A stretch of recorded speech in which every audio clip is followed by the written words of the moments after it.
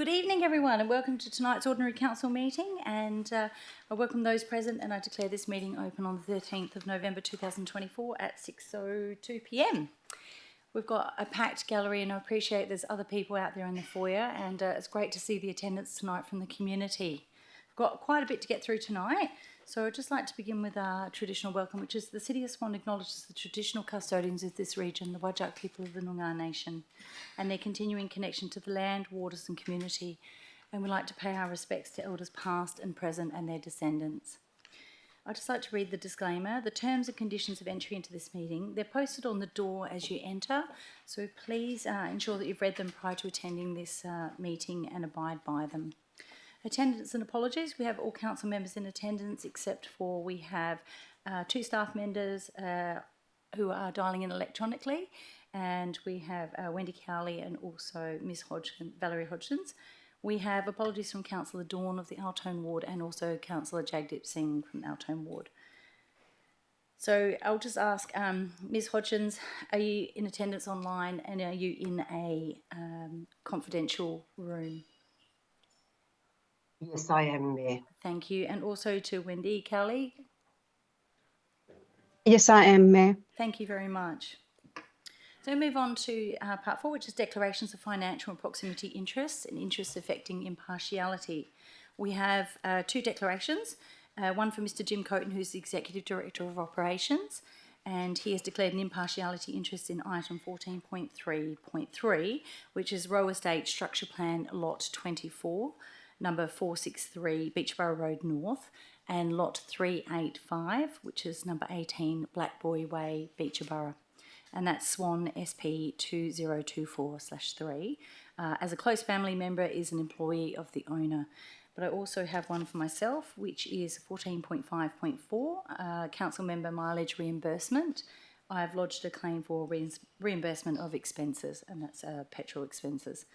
And I'll just ask if any other councillors have any other forms to hand in, any impartiality or financial proximity interests. No, if you do, just fill out your form and then please hand that up to the CEO. And we move into public question time. Questions and answers recorded in the minutes of the meeting, they may be summarised in accordance with the Local Government Administration Regulations of 1996.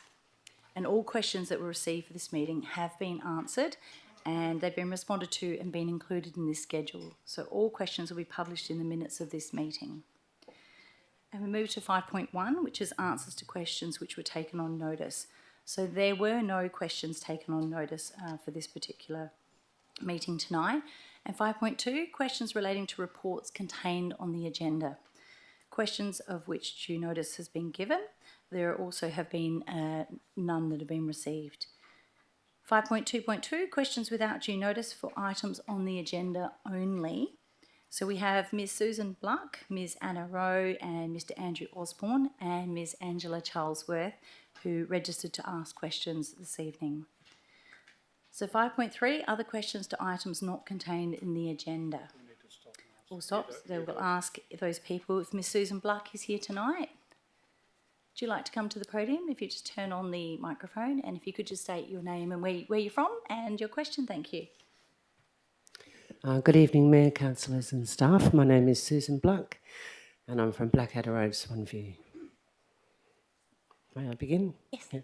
My question, is it possible for the council and the staff to revisit the noise wall survey report conducted in 2015 and its data results as part of our request to study further the noise wall issues, as we are requesting a more informed, accurate assessment and investigation from the council that will result in more accurate resolutions of the problems which are affecting our community.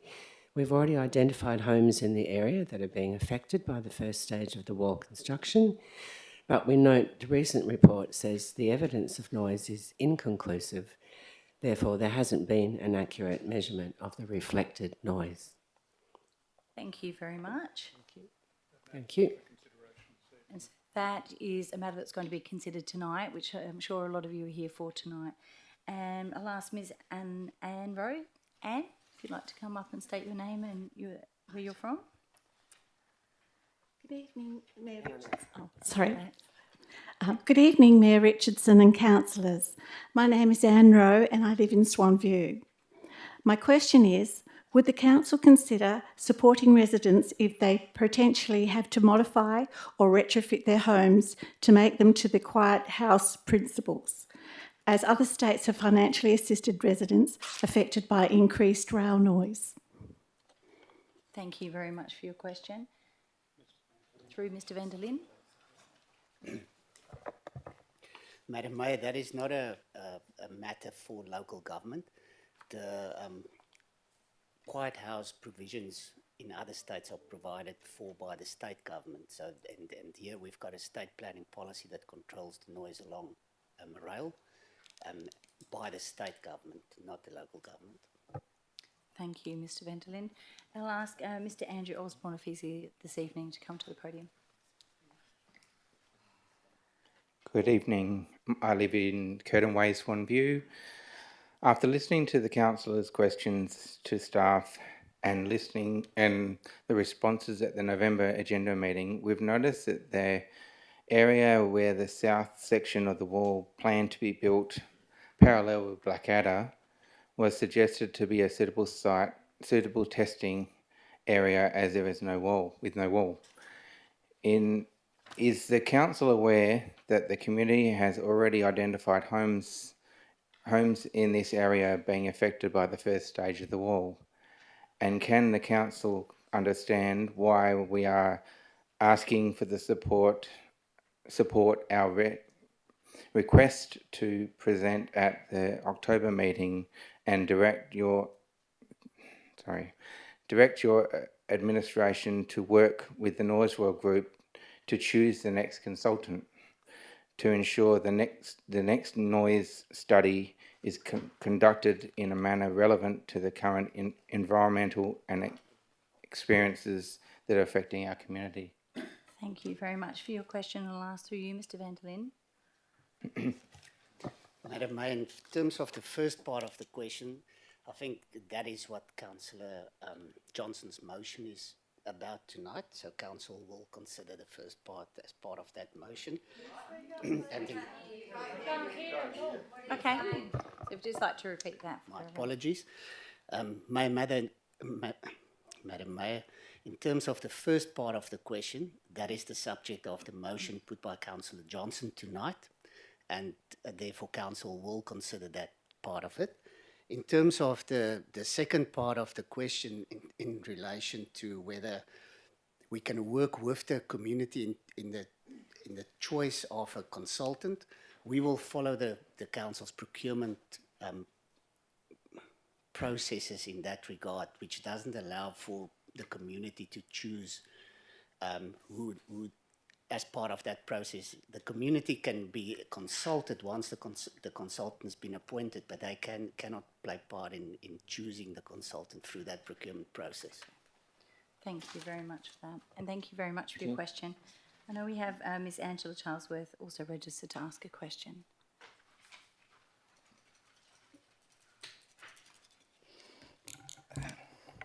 Good evening, Mayor Richardson, councillors and staff. In reference to the councillor questions to the staff at the November Agenda Forum meeting, we noticed that council was advised that a number of trains had been reduced along the line. Is the council aware that the 2018 Metropolitan Region Scheme Amendment 1313-41 Midland Freight Rail Realignment states the existing rail line carries some 90 freight movements per week, 55 million tonnes annually. The volume of freight being transported by rail through Midland will increase significantly over the next 25 to 30 years, approximately 200 to 300 trains per week, freight trains, potentially affecting amenity and accessibility in the area. First question. Thank you very much. And I'll ask through you, Mr van der Linde. Madam Mayor, that is a statement from a Metropolitan Region Scheme report, which I believe council considered at the time when they provided comment on that MRS. So that information is public information that was shared through this council at that time. Okay. And did you have a further question? Yes, please. At the November Agenda Forum, figures from 10 to 15 years down to 1 year start dates were mentioned by staff regarding the construction of the Orchard private estate Stage 4 and wall could possibly commence. The local government plan for Orchard Estate Stage 4 was approved and signed off by the City of Swan on the 3rd of October 2022. Would it be possible to give a more accurate start date for the wall, which will extend down to the corner of the Elbow and Blackadder roads? Well, I'll ask through you, Mr. van der Linde. Madam Mayor, the development at the moment forms part of the Movida estate built by Mirvac. That, the southern end of that estate is approximately at Pine Gap, to the east of the wall. The section directly south of that, so from Pine Gap to about the quarry, is land that forms part of the Orchard Structure Plan, which is development by Mr. Candelero. They have started construction of that development on the western side of that area, west of Farrell Road. So therefore, that specific section will probably be developed in a shorter term. There is no specific date on that. We don't control the construction of that estate. It's purely driven by the developer. But the section south of Quarry, so from the Quarry up to Morrison Road, which is another about 440 meters, are all in private ownership. And it's that section that's really uncertain about whenever a wall will have to be constructed there, as there's no development proposals yet. Thank you, Mr. van der Linde. Did you have a third question? No, I'm not allowed to respond to that, am I? It was only questions to staff. Thank you. Thank you very much for your questions. So we move to 5.3, other questions to items not contained in the agenda. Is there anyone who'd like to ask a question? Oh, sorry, we go 5. Oh, we're just changing to a different sheet. So 5.1 was answers to questions which were taken on notice.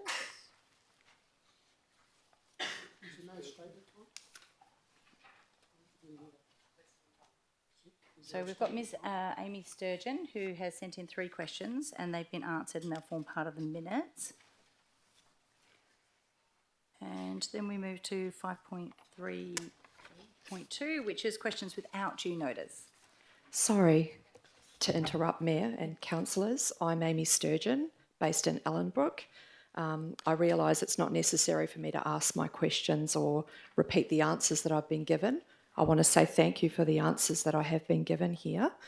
I would ask if I'm able to very briefly respond, not a statement or a big spiel. I'm afraid it's only questions at this time, Amy. So if there are further questions you have, I'm sure the staff will be happy to answer them if you'd like to email them or leave them with staff. But we do, move through the agenda quite I have some hard copy reports that I'd like to submit. Can we hand those through? Yep, thank you. Just Mr. Russell paper. will help. Thank you. Thanks. Yeah. So then we have, through you, Madam Mayor. So it was 5.3.2, questions without due notice. Ms. Jan Zek has sent in 1 question. Yep. Sorry. Question? Are these people in the public gallery able to ask or make a statement during the public statement time, since they're here? That's good, part 6. Yeah. That'll be in part 6. Yeah. It's only if they've registered. No, there's only 1 person, so. So we had Ms. Janset, as we said, has sent in 1 question, and this has been answered and will form part of the minutes. And then we move to Mr. Bob Wilson. So Bob, I believe you had some questions. So allows for five questions depending on the time. Thank you, Mayor. Good evening to you and all the councillors. My name is Bob Wilson. I live in Upper Swan. And I guess tonight I've come to ask your help and assistance. I speak on behalf of many people that have been injured by the COVID vaccine, many people that have lost their jobs and probably won't return to work because of it, and people that have died. And the potential damage for the future is what we're worried about now. I sent an email around to all the councillors on 2 days ago. It was very short notice. I'm just wondering how many, did you all get it?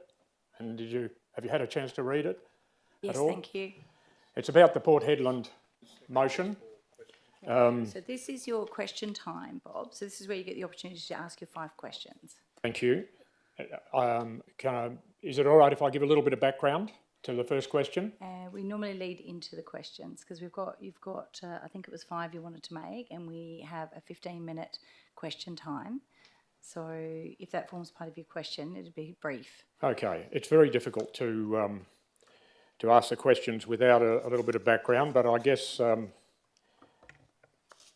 it's important that the main question gets asked, which was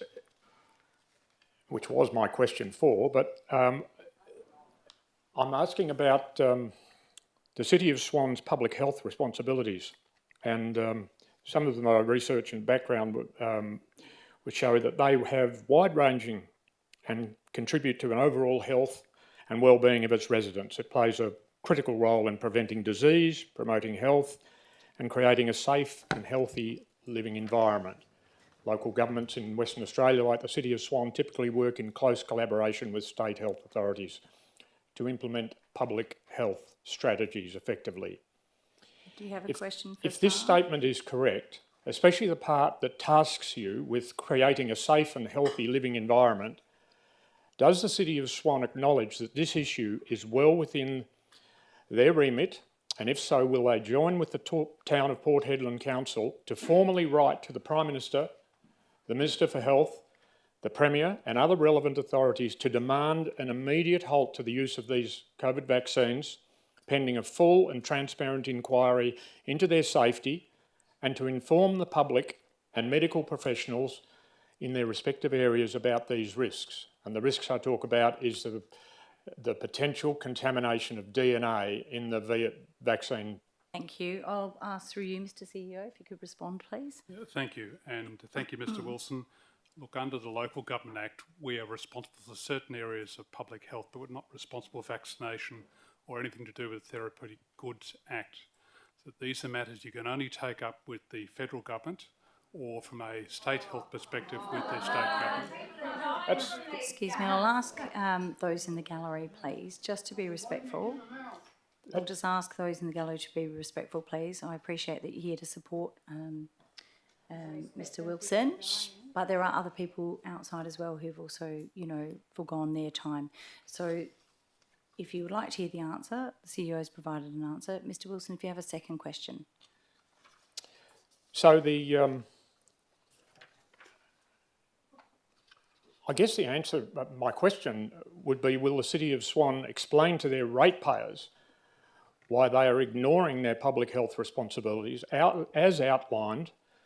And certainly if I had more time, I'd go into in more depth, the responsibilities of the City of Swan.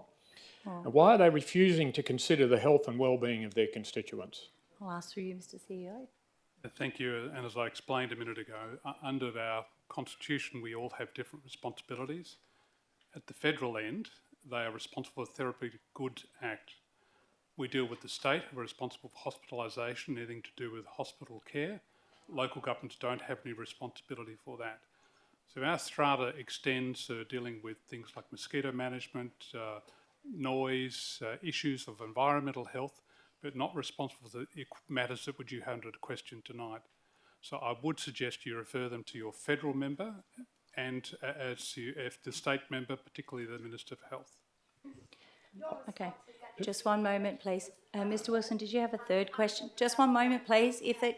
I'm so sorry. I'm just going to ask if you could please reserve speaking, because I will ask people to leave the gallery tonight. As I pointed out, there are other people out there who would like to come in for their items, and it's Mr. Wilson's time, and the CEO has provided a response. Mr. Wilson, do you have a third question? I guess my final one is if there is a remote possibility that the research finding from 4 separate countries are correct, and there is potential DNA contamination in these vaccines, which were forced upon many Australians, including ratepayers in the City of Swan, which could possibly affect the health of not only this generation, but all generations to come, then don't you think we have the right to know, and you have a responsibility to seek the truth? Thank you. So I'll ask the CEO to respond. Through you, Mr. CEO. Thank you very much. And Just let the thank you. CEO respond, please. Thank you, Mr. Wilson. As I've mentioned earlier on, different strata of government have different responsibilities for Australian health legislation. The questions that you are raising tonight are ones that should be presented to the federal government. Therapeutic goods and all things to do with the vaccination policy fall under the federal remit. When the states enacted their own legislation, the COVID legislation, it did so with the Public Health Act. But questions you have should be directed to the federal government. And may I also just add, if you have an issue that you would like to take forward, please see your local member. Please write to the Health Minister, but also to go and see Tanya Lawrence, who's your local MP in Midland. Thank you very much. Now, we'll just move on to public statement time now. I'll ask those in the gallery to please leave the gallery now, and I'll ask security to come in now, please. No. Thank you. Oh, thank you. So we will actually ask them to leave.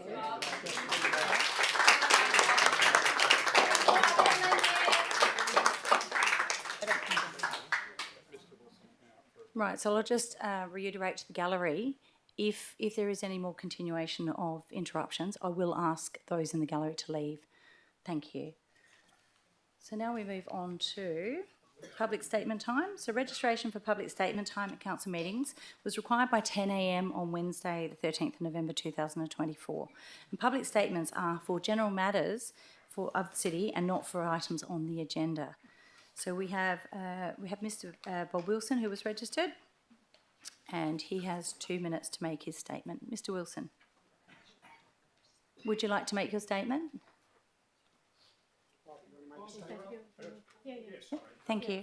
So you have 2 minutes. How long do I get? 2 minutes? 2 minutes, and I give you a reminder with 30 seconds remaining. Will you Thank cut you. me off if I go over, or? It is tight tonight. We've now, allowed quite a bit of time, so we are trying to keep to the 2 minutes. So it will be Okay. firm. Thank you for that.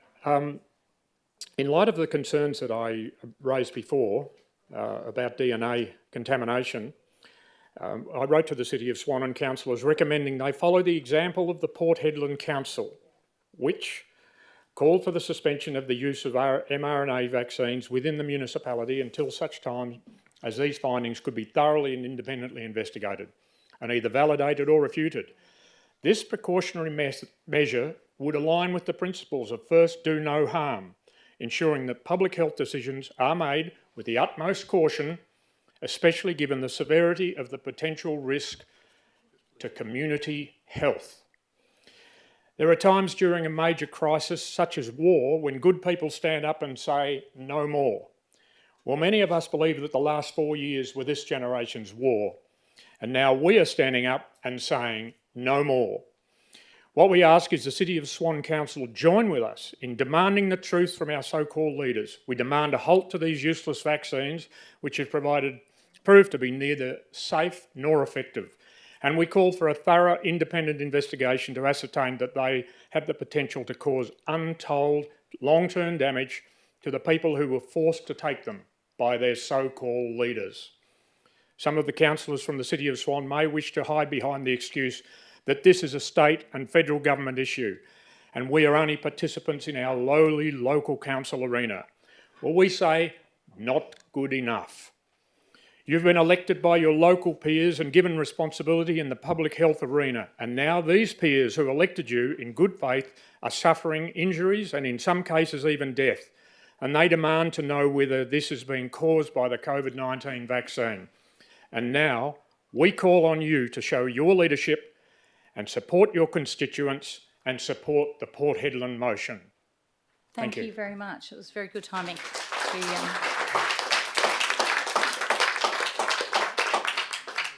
Thank you very much, Mr Wilson, for your public statement. And we move on to part 7, which is petitions. So a petition containing 77 signatures was presented last week by Ms Jude Smythe at the 6th of November 2024 Agenda Forum, and it was relating to DA 679/2024 Form 1 Regulation 6, 7 and 19 for the childcare premises at 7 Fauntleroy Street, Guildford, WA, and the removal of the trees. And this petition is to be tabled at this evening's meeting. The petition will be dealt with in accordance with the Meeting Procedurals Local Law 2023 under section 4.42B. And B is that the petition be referred to the CEO and a report be submitted to a future council meeting. So I would ask, I'd need a mover, please, Deputy Mayor Johnson, and a seconder. Thank you, Councillor Howlett. Is anyone against? No, that's carried. Thank you. And move on to part 8, which is deputation. So all deputations for items on the agenda were heard at the agenda forum held on the 6th of November 2024. We have a couple of announcements tonight. I can tell you it's been an absolutely huge week for City of Swan and a really big weekend, and it's been an absolute highlight of the week. So quite a bit of praise for the City of Swan taking out a top prize. We received a commendation at 2 major award ceremonies over the weekend. So we had on Saturday night the Swan Valley Visitor Centre was awarded the gold just here. Was it for Information Services category, the 2024 Perth Airport WA Tourism Awards, which we gratefully received, and this is for lovely tourism office in City of Swan. So I think it deserves a big round of applause as well. And just to mention that we've also had consecutive wins in this area as well, and then the finals will be held in Adelaide in February, March. So that was fantastic, and we are really grateful to our staff who have worked so hard to keep us in these awards. And just by mention as well, they've also been inducted into the Tourism Hall of Fame as well previously. So we're hoping for another win in February, March. So I'm just going to pop that one over here. Thank you. And also we had staff attending the Planning Institute of Australia's State Awards for Planning Excellence, and the city received this great commendation as well for the tree protection and management approach. And this is another one of our fantastic awards. So well done to staff as well, and we'd just like to share that with the community. So thank you very much. No, I'm so sorry. Sorry? Are we able to just leave now? Yeah, yes, if anyone would like to give up their seat for someone else out there who come for another item, that would be fine. Thank you. Excuse me, is No. the statement time finished? Yes, there was only one registered statement. There was only one registered statement. Did you have to register? Because I said that I had a Yes. statement out there and they took the name down, but Yes, you had to register by 10. what are you going to write in a week before or something? No, you can phone in as well or email the On officers. forehead. Don't just have Thank you. statements without. Okay. So we move on to, we also had an Madam Mayor. award for Through you. Dayton Open Space, District Open Space. Come all the way from Port Hedland to read the statement. I'm so sorry. Perhaps the group might be able to explain you, how it Madam Mayor. works, or we're happy for you to call the council. Through you, Madam Mayor. Right, so... Are we able to just let him speak? Can we Sorry? vote? Can No. we just let him speak? No, thank you. That's not how the system works. So I'm just going to continue, please, Deputy Mayor. I'll just wait for those who've left the gallery, and then we may have an infill for those that have come for further items.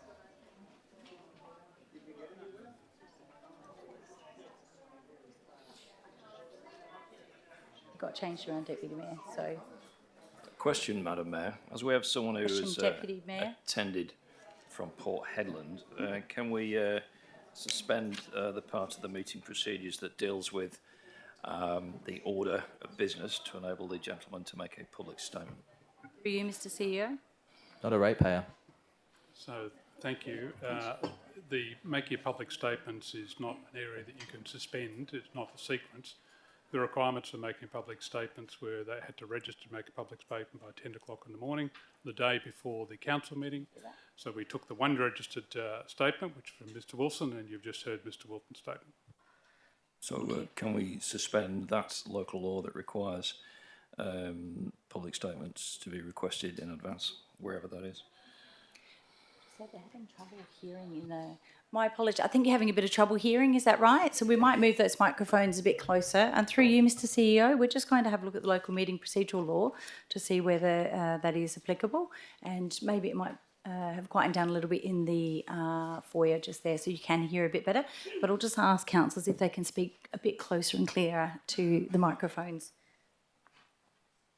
So thank you, Madam Mayor, and through the chair. The sequence for asking a public statement is covered by clause 4.3.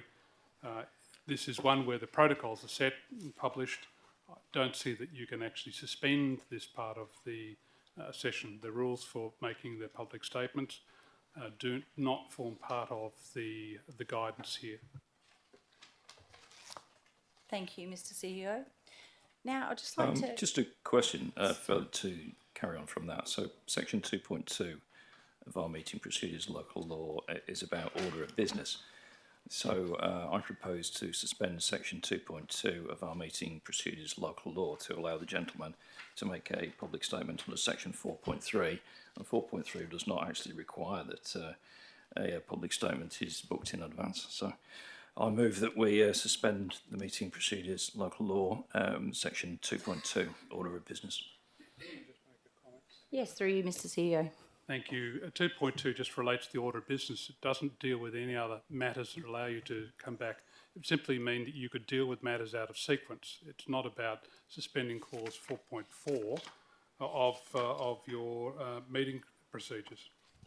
Sorry, 4.3 of your meeting procedures. Thank you. Councillors, we're going to move on now. I'd like to really finish... Councillor Johnson? Madam Mayor, it's Yes. been moved and seconded that we suspend that, so the next step is to hold a vote on it. I haven't seen a seconder, Madam Mayor. No, I didn't see a seconder either. Sorry, your hand wasn't very clear.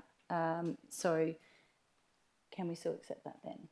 You're the chair, Madam. Yep, fine, I'll accept that as a seconder. I'll ask, is there anyone against? Do you wish to debate it? No? Okay, we'll put that motion to the vote then.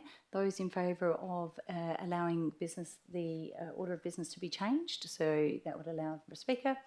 We have... Okay.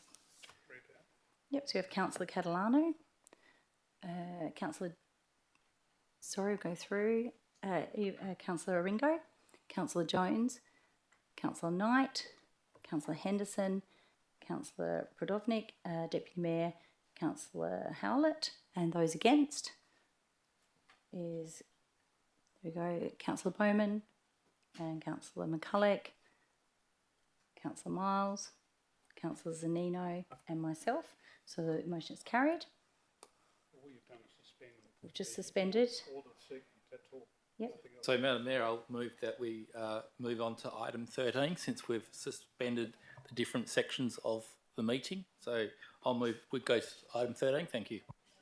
That's not the point of it. I'll just through you. One moment, please, Deputy Mayor. Yeah, the point of this was to let him speak, not to tie the meeting in knots. Just one moment, please. Finish through. Yeah, because it's been, so we just get that then. So through the chair, so all you've done is suspend the order of business. That's it. Nothing else. You haven't suspended any other restriction on parts of the meeting. So as Councillor Bowman has now moved a motion to, in accordance with that, move on to item 13, that motion would need a seconder before we could to move on. But we're at that point of the meeting now where there is no formal sequence other than what's been published. My motion was to suspend the order of business to allow for a public statement. So that's the motion that I moved, and that was supported. And it's only going to be 2 minutes for someone who's come down from Port Hedland. Through you, Mr. CEO. So I again refer you to the fact that public statement time doesn't deal with in order of business. Is what I try to give you guidance at the time. All you've done is suspend the order of business. That's it. It doesn't change perception or provisions regarding public statement time. So the rules that pertain to public statement time are still what were published. So you are now free at this juncture, having suspended the order of business, to go on to any other matter in the agenda. Okay. So we're at Councillor Bowman. Just a question. That was the exact point that I made when I moved my motion, was the next item would be public statement time for one gentleman in the public gallery. It was just absolutely crystal clear. So I just don't understand why we can't do that. Through you, Mr CEO. So through the chair, having already dealt with public statement time, because the mayor said we've dealt with public statement time, that issue is dealt with. You can't come back to it now. You've simply ordered to change the order of business. So that's the reality of the way you've chosen to move the motion, unfortunately. Thank you. Just a We're going to move point on. here. We Thank you, have Councillor- done this Thank before. you, Deputy Mayor. I'm going It's- to move back to Councillor Bowman. So we've moved on to adoption of the recommendations contained in item. Sorry. Through you. Councillor Bowman already has a motion. We haven't asked for a seconder yet. We were interrupted again. Councillor Bowman, do you have a seconder? Councillor McCulloch? Is there anyone against? Do you wish to debate it? Nope.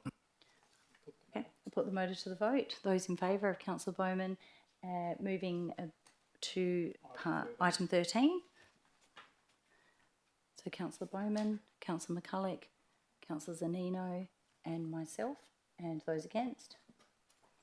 So we have Councillor Catalano, Councillor Oringo, Councillor Jones, Councillor Miles, Councillor Knight, Councillor Henderson, Councillor Podovnik, Deputy Mayor and Councillor Howlett. So that is lost. Now we need to move on. At this stage, you're up to item. Excuse me. I'd Just like to one put a moment, motion. please. Thank you. Sorry. At this stage, you're up to item 10 in your sequence, ma'am. Thank you. You have had the order of business suspended. We have. Okay, so we move on, which was item No, 10. sorry. I'd like to move a motion. You can't move a motion, Councillor Catalano, Well, a motion's just been moved just then. but it also failed. Yeah, but I'm moving another motion. Procedural motion? Which procedural motion? It is a procedural motion, yes. Which procedural motion? That Which we one? go back to item 2 point, what was it again? Order of business, 2.2. 4.3. 4.3 is can't- public 4.3. statement time. Excuse me, Deputy Mayor, you cannot speak for another councillor. You cannot speak for another councillor. No, you cannot do what you want. This But we is go not chamber. back to public statement time, item 6. Just one moment. You cannot interrupt from the gallery, please. Okay. Just please, I will ask you to leave if you interrupt. We're in the middle of a debate right now, and I need you to please not speak out of turn. Thank you. We're not in debate, actually. So I'm what putting you, my motion. Councillor thank you. Catalano, can't have the gallery calling out in between. No, when we're no, in the middle of I'm a council talking meeting. about But we're you not in can't debate. correct me. Just I let can me. correct you No, because you you're cannot, incorrect. Councillor Catalano. Yes, I can. No, you can't. Now, Now, my motion is that we go back to public statement time, which is number 6.6 under the agenda, page 5. What else did you want to know about it? It's public statement time. okay. Councillor Catalano on page 26. I'll of second the- that. Deputy Mayor, Just seconded Councillor Catalano's motion. we haven't That's- heard it yet, so you can't second it. I have, and I've I'm heard about it. to speak. I've heard it. So I'll just explain that again. The permissible procedural motions in part 9 of procedural motions, which is on page 26 if councillors would like to follow along, are a member may move any of the following procedural motions: that the motion be put now, that the meeting proceed to the next business, that debate be adjourned, that the meeting be adjourned, that the meeting continue past 10 p.m, refer to a committee, refer back to a committee, or that the ruling of the presiding member be disagreed with. Well, I'm suggesting that we also Which of those permissible procedure motions are you asking to move? I can add something So, in, Madam Mayor, and I'm Deputy going Mayor. to. It's section 13.1, suspension of this local law. Deputy That's Mayor, what we are doing. I've asked you please not to interrupt. The question was to Councillor Catalano. Please do not interrupt again. Okay? If a councillor calls for a procedural motion or an action, you cannot interrupt that. So please let her continue. Which of those procedural motions, if you cannot answer, I will move on. Well, it's a suspension of the meeting's procedures, which we've already. That is not one of the permissible procedural motions. No, There but we are listed in there, that at the 1, 2, moment. 3, 4, 5, 6, 7, 8. Do you have one?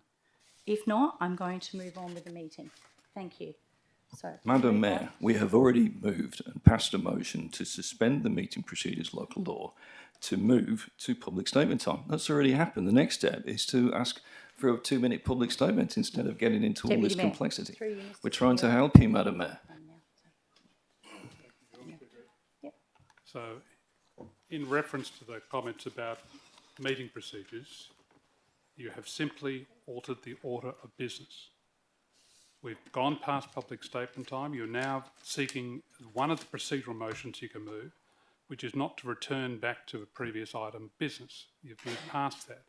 So it's not a procedural motion. A motion that would seek to do that would be out of order, and the Mayor would have to rule it out of order. So unfortunately, we've gone past that. We're at the point now in the meeting that we're at item 10 in the agenda. A procedural motion, if Councillor Catalano wanted to move one, could only be one of the ones under 9.1A through to H. Right. Councillors, move on to part 10, which is leave Question. of absence. Does Deputy it Mayor. not say on page 6 at 2.2, unless otherwise decided by a simple majority of the members present, the order of business at any council or committee meeting is to be the order in which that business stands in the agenda? We have decided otherwise. We have concluded the public statement time. Unless Thank you, Deputy Mayor. otherwise decided. I'm going to move on It's to part incorrect. 10. Deputy Mayor, this is I my final move ruling. that the Mayor's Deputy Mayor, the I'm Mayor's going ruling to move on be to dissented part from. 10, leave of absence. I'm moving Are there that any the Mayor's councillors motion be requesting a dissented leave of absence?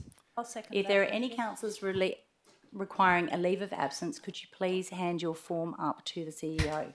Madam Mayor, Thank you. we've got a Councillors, mover we and a move on seconder to part to 11. dissent Please don't from speak your over me, motion. Deputy Mayor. I'm Thank you very moving that the Mayor's Have a ruling be request for leave dissented of from. absence, and this is from Councillor Dave Knight, in accordance with Section 2.25 of the Local Government Act 1995. Hereby requesting leave of absence from the 29th of the... It's got the 6th, 25. Is that correct, Councillor Knight? Yep. To the 30th of the 8th, 25 inclusive. Thank you very much. And I also have another submission for leave of absence, which is in accordance with Section 2.25 of the Local Government Act 1995, that Councillor Charlie Zanino has requested leave from Tuesday the 3rd of December 2024. Is that correct? Yep. 2024, yep, to Tuesday the 10th of December 2024 inclusive. Are there any other leaves of absence forms? No? Thank you very much. I need a mover. Thank you, Councillor Miles, and a seconder. Councillor Henderson, thank you. Procedural Does anyone motion. object? Does anyone object? No, thank you. Procedural So it's motion. passed. So page 31. Procedural motion through here right now. That the ruling of the presiding member be disagreed with. And I did move this earlier. Page 31 at the bottom.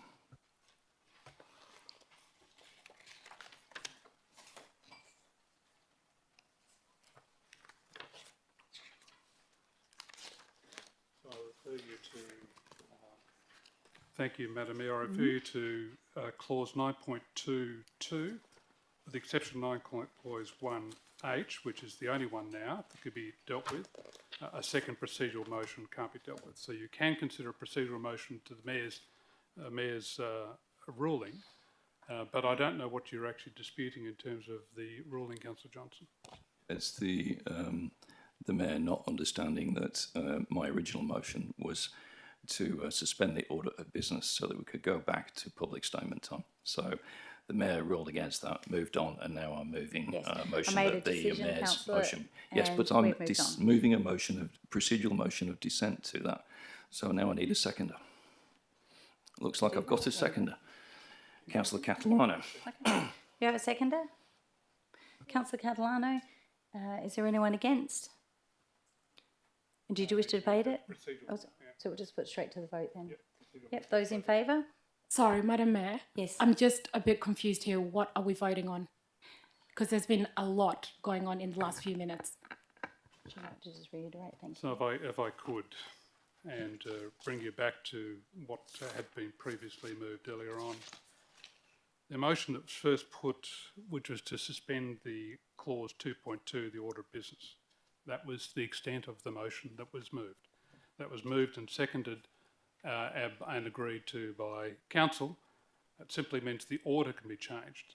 However, I come back, at that juncture, we had already moved beyond the issue of public statement time. As the order has already moved on, you can dissent the Mayor's ruling that we've already moved on, but the reality still comes back under 9.1, a permissible procedure motion would be that it doesn't allow you to go back into the agenda. You've already dealt with that. So I think you'd just be going, with respect, round in circles, but you have to now rule whether the dissent of the Mayor's ruling is carried or not. Okay. All those in favour of Councillor Johnson's dissent? So we have Councillor Catalano, Councillor Knight, Deputy Mayor and Councillor Hallett, and those against? Councillor Ringo, Councillor Bowman, Councillor Jones, Councillor McCulloch, Councillor Miles, Councillor Zanino, Councillor Henderson, Councillor Podovnik and myself. So the motion is lost. Now I'd like to move back to question, Councillor Catalano. Are we still in? Have we still? Are we? Are we still under a suspension of the local law? We haven't come out of that, have we? Through you, Mr. CEO. So I think that has to be dealt with as well. Through the chair, Before we start moving on. CEO is actually responding. Thank you. Yeah, I hadn't quite finished though. Thank you. The chair. So the only part of your meeting procedures you have suspended is the order of business. It is open at this stage to bring forward or to move back into the agenda for the items that haven't been considered yet, but that's the extent of which you're at. Councillor Miles. Madam Mayor, may I move that we reinstate that part of the standing orders and go back to where you were at currently? That would be back to part 10, which is leave of absence. Just 11 now, yeah. Okay.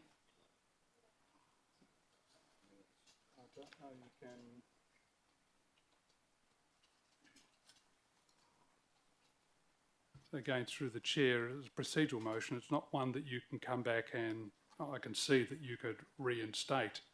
You've moved that way now.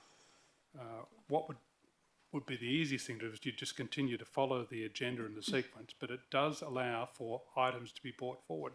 So, for instance, if people were here tonight for the Movida Wall matter, you could move a procedural item that you move to that item of business.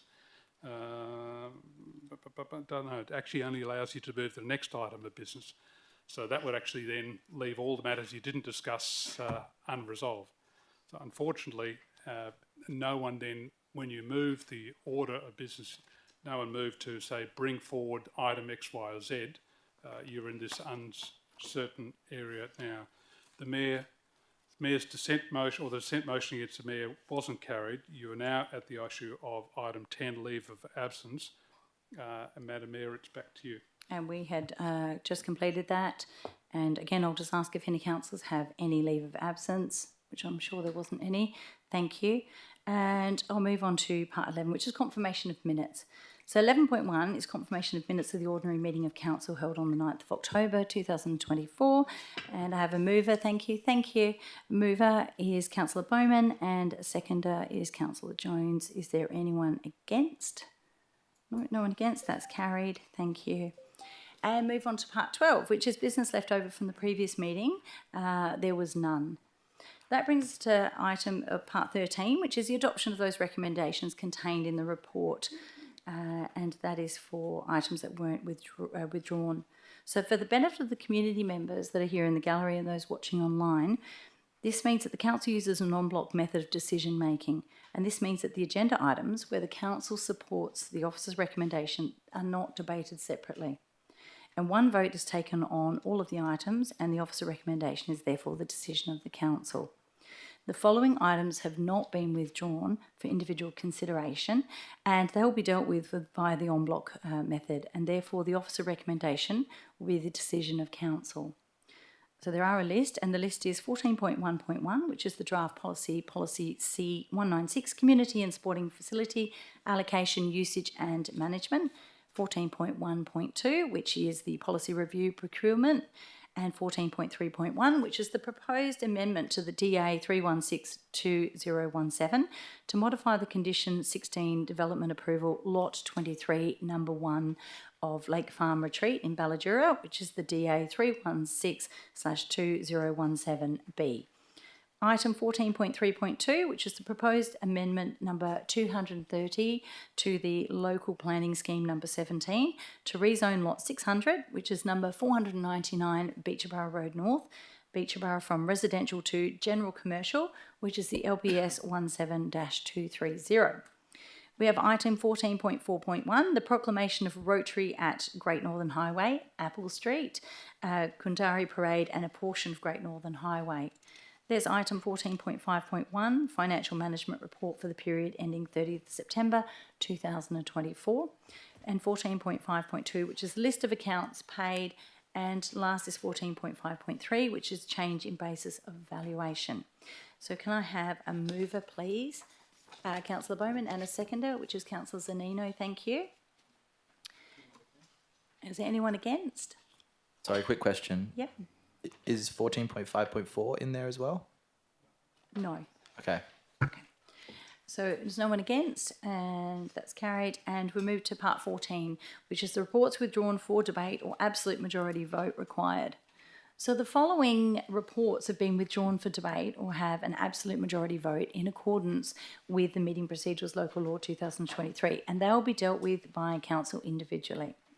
We'll start with 14.1.3, which is the policy review complaints management relating to the conduct of council members, committee members and candidates, and that's found on page 25. Proposed motion, Deputy Mayor Johnson. Yeah, thank you, Madam Mayor. My alternate motion is that council resolve to adopt the replacement policy POLC 184 complaints management relating to the conduct of council members, committee members and candidates as shown below. 2, that the Chief Executive Officer be authorised to make any formatting, nomenclature or other minor changes to the policy during its period of currency. And on page 15, the reason for the motion is that Division 3 complaints should be assessed by an independent investigator to ensure that there is no apprehended bias. Thank you, and I'll ask for a seconder, Councillor Howlett. And is there anyone against? And do you wish to debate it? Yes. Councillor, Deputy Mayor. Okay, thank you very much. So, councillors, why a completely new policy? I've not chosen to amend the existing policy. I've provided a complete and total replacement. And why is this important? Councillors, this policy uses an independent assessor, and this satisfies the fairness principle of justice, in that the person responsible for adjudicating a complaint should be completely removed should be completely independent of the people whose opinions are being assessed, i.e. the complainant and the defendant. The officer's recommendation has a process that includes the CEO, Mayor and the Governance Officer. And you'd have to ask a question, in our circumstances, would that be entirely fair? Previously, we've had a policy that was completely independent, had a completely independent assessor, and that's what this policy is. So you must be asking yourselves, councillors, why this policy? Indeed, where did this come from? I didn't write it myself. So I noticed that Councillor Bowman was the one who was opposed to this. This, as I'm sure Councillor Bowman ought to be aware, this is actually the Shire of 2J's complaints policy.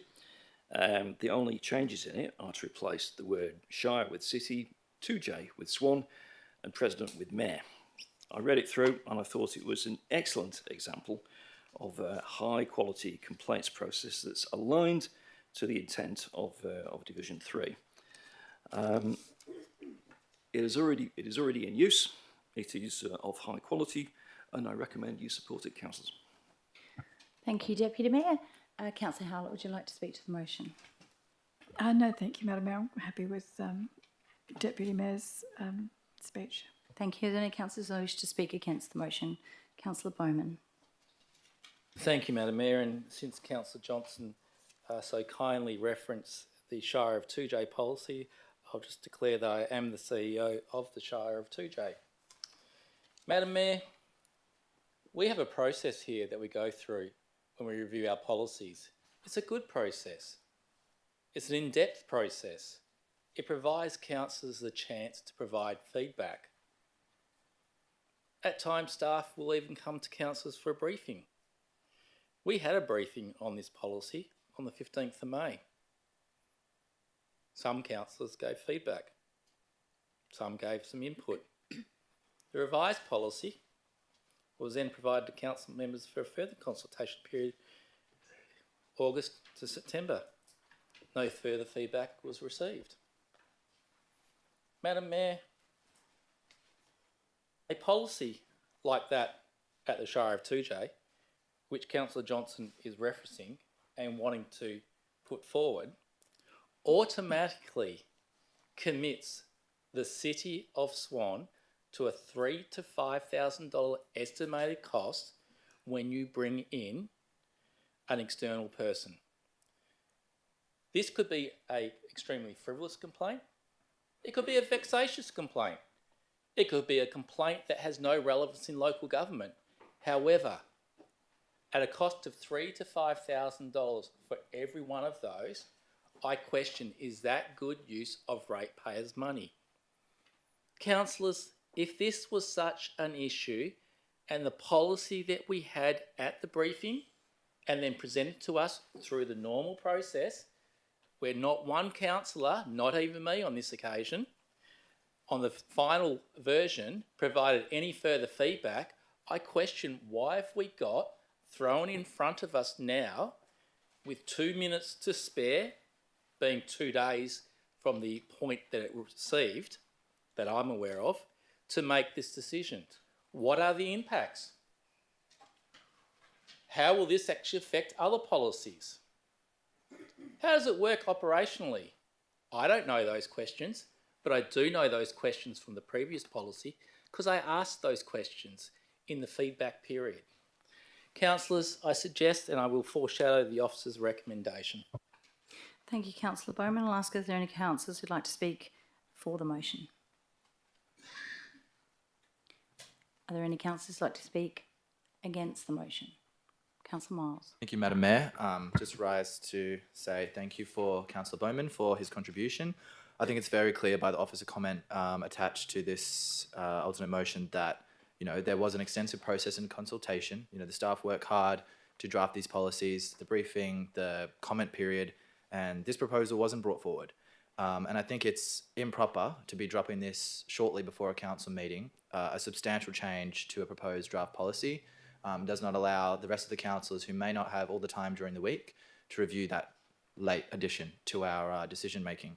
And I think in particular, at the end of this officer comment, not only would the proposed alternate motion increase the fees on the council, it would also promote a more adversarial way of resolving behavioural complaints.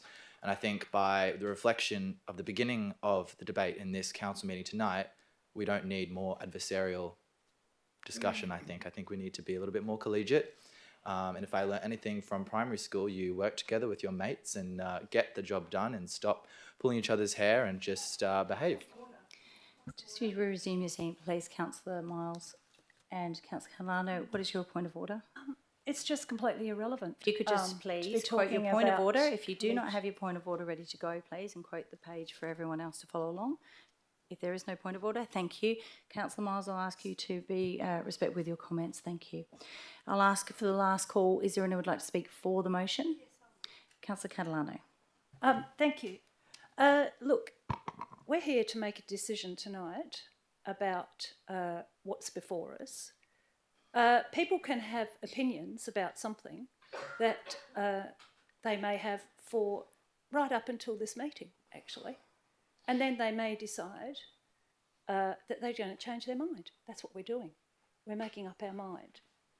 It's not about whether, I'm not going to take into consideration any arguments about whether this was discussed at a briefing session, whether anyone in this chamber made any comments about it.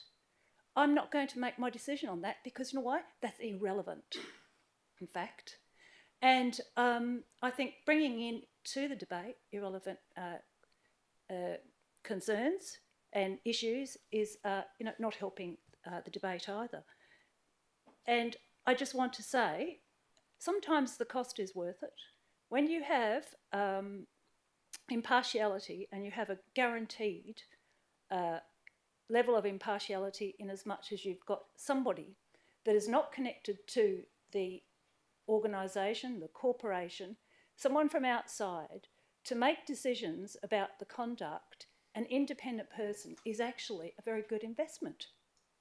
And it's a good use of ratepayers' money, in fact. And that is why I support it, not because there have been comments at briefing sessions or not.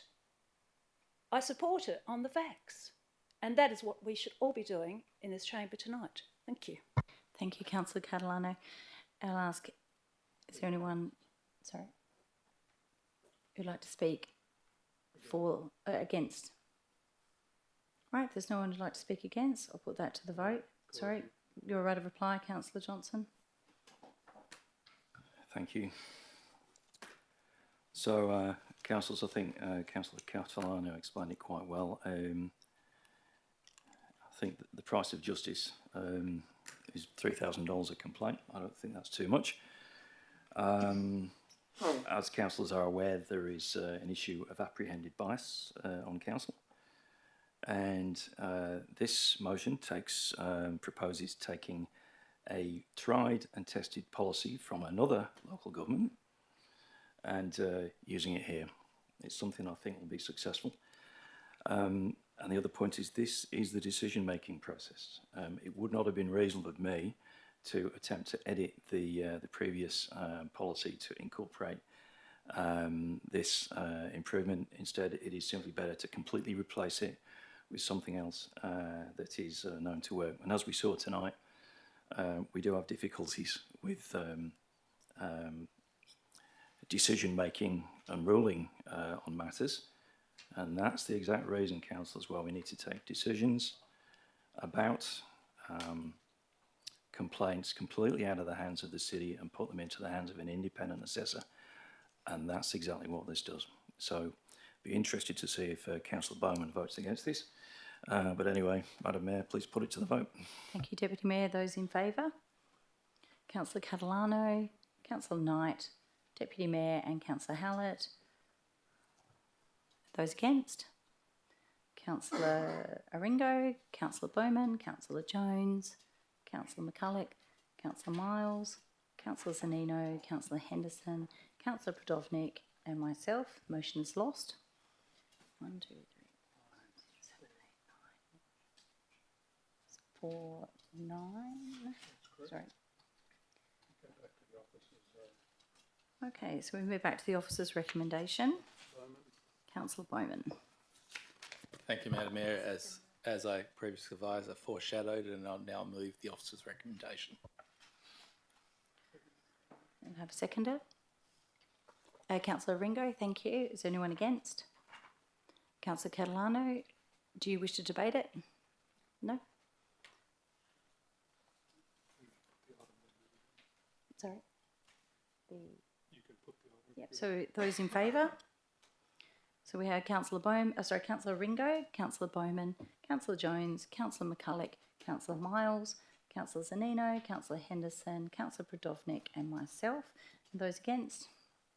Councillor Catalano, Councillor Knight, Deputy Mayor and Councillor Hallett. So the motion is carried. 1, 2, 3, 4, 5, 6. That's 9, 4. There we go. Thank you, councillors. And we move on to 14.1.4, which is the appointment and nomination of a member to the Joint Development Assessment Panel, which you'll find on page 35. And this will require an absolute majority vote and proposed motion by Councillor Henderson. If you'd like to read out your motion, thank you. Alternate motion. Thank you, Madam Mayor. I move that Council resolve to nominate Councillor Henderson as the member to the Joint Development Assessment Panel. Point 2, nominate Councillor Zanino as Deputy Mayor to the JDAP. Point 3, authorise the CEO to advise the Minister of Planning of Council's nomination for consideration. My reasons are that Councillor Henderson and Zanino have completed the training required, and Councillor Henderson has been acting member for some time now due to members and deputies being unavailable. Thank you. Question. I was about to ask for a seconder. Councillor Bowman. Question? Through you, Madam Mayor, if what would happen if a nominated member of JDAP was to run in the upcoming election? Would they have to stand down from that position? Through you, Mr. CEO. No. With the exception that any member of a local government who's elected to Parliament is automatically then stood down from the local government. But until such time as the writs are resolved, those members are eligible to continue to sit and undertake all duties as a councillor. Okay. And I'll ask, are there any councillor who wishes to speak against the motion? Not. Councillor Henderson, do you wish to speak? Sorry? No. With that, we'll put it carried unanimously. Thank you. And we move on to 14.2.1, which is the Swan Valley Local Area Plan 2024 on page 38. Proposed motion by Councillor Henderson. If you'd like to read out your alternate motion, thank you. Thank you, Mayor. I move that Council resolve to 1, adopt the Swan Valley Area Local Area Plan 2024 subject to A, replacing the wording of the second point of clarification under priority 1 on page 69 of the agenda with advocate for protection of the natural environment complementary with priority agriculture in the Swan Valley, including local native habitat and vegetation and groundwater access and quality. The reason to ensure compatibility of plantings in the legislated priority agricultural area and to ensure the city undertakes all possible avenues to safeguard and lobby for significant agricultural water needs. Thank you, Councillor Henderson. I'll ask, do I have a seconder? Councillor Zanino. Is there anyone against? No, it's carried. Thank you. And then we move on to 14.2.2, which is the Draft Tree Protection and Management LP policy on page 79. And that proposed motion is by Councillor Henderson. If you'd like to read out your motion, please. Thank you, Mayor. Again, I'm not sure my voice is going to hold up. Apologies. I move that Council resolve to 1, not support the bringing forward of the advertising of the Draft Tree Protection and Management Local Planning Policy without the data required to identify trees meeting the height criteria from Landgate being available, and 2, reconfirm its resolution of 10 July 2024 to A, grant consent to advertise a draft tree protection and management local planning policy in accordance with the Planning and Development Local Planning Schemes Regulation 2015 upon availability of data required to identify trees meeting the height criteria via Landgate, and B, the stakeholders, including major developers and UDIA, be consulted during the advertising period subject to 1, correcting the reference to trunk width on the diagram shown under A2 on page 95 of the agenda from 160 centimetres to 160 millimetres, and I remove my part 2. Okay, thank you, Councillor Henderson. Do you want the reasons? If I can, full details are needed to enable submitters to make informed responses, and 2, to correct errors and anomalies in the document. Thank you, Mayor. Thank you, Councillor Henderson. Do I have a seconder? Councillor Bowman. Is there anyone against? Do you wish to debate it? Thank you, Councillor Miles. Councillor Henderson, thanks. Madam Mayor, I don't think there's a lot to debate. The contentious part that I had proposed was merely the measurement of the diameter or circumference, if you wish, of a protected tree, and the height at which that is measured is arguable. Internationally, you could say it could anywhere be between 1.3 and 1.5 metres. In other words, chest height. That depends if you're a little short Englishman of 500 years ago or whether you're a big tall bloke today. That is at variance with the R codes, which has been set at 1 metre. That I find difficult, considering the 1.4 median is pretty much an international measurement, and the R codes aren't. Anyhow, that's out of my motion, so I shouldn't be debating that to a great extent, other than to say that was really the only contentious part in my mind. And I think we need to go forward, giving people an opportunity to see the data to be able to make informed comment. Thank you, Councillor Henderson. Councillor Bowman, do you wish to speak to the motion? I'll reserve my right, thanks. Thank you. Councillor Miles. Thank you, Madam Mayor. I appreciate Councillor Henderson for raising his alternate motion. I know he has the best of intentions. However, understanding the pathway to get to this position, I think it's unfortunate that we're trying to, delay a policy that is essential and very important to this council, considering there's been multiple times where the urban tree canopy across our city has been brought up time and time again, and across the greater metropolitan Perth, as the city of Perth being a capital city are, very, very, very lacking in terms of our retention and protection of tree canopy. What Councillor Henderson's alternate does is simply delay the policy going out and being feedback received, and I think that, even with the Landgate data, it won't change the makeup of the policy, and it will apply regardless of the data that people can see on Landgate. And obviously it's not our fault that Landgate, is a big organisation and it takes some time to get data sometimes, but waiting and delaying this even longer, I don't think is a good way to deal with the issue at hand, which is very pressing. And the sooner we have this policy consulted on and in play, the better for the environment and better for the city, I think. Thank you very much, Councillor Miles. I'll ask, does anyone like to speak for the motion? Does anyone like to speak for? Does anyone like to speak against the motion? Councillor Podovnik. I would ask Council to vote down this motion and support the officer's recommendation so that we can release this draft policy for public comment. The details outlined in Councillor Henderson's motion are not needed to enable submitters to make an informed response. Staff will continue to gather data and develop a mapping layer as new data comes to light. The data we're waiting for from Landgate is expected to be provided next month, and in any case, it will be included in the final report to Council after the comment period closes. As Councillor Miles has already mentioned, there's no need to delay releasing this document for the public to comment on, simply because we are waiting for that data, because that data will not change the draft policy content. That means it's just an unnecessary delay. The data is not critical, and all these details can be discussed when the draft comes back to Council for final approval. But the first step is public consultation, and I would ask Council to support the officer's recommendation and release this draft for public comment. Please don't support this motion. And I foreshadow the officer's recommendation if it's not successful.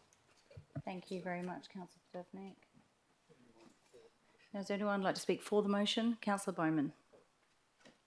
Thank you, Madam Mayor, and thank you, Councillor Henderson, for your alternative.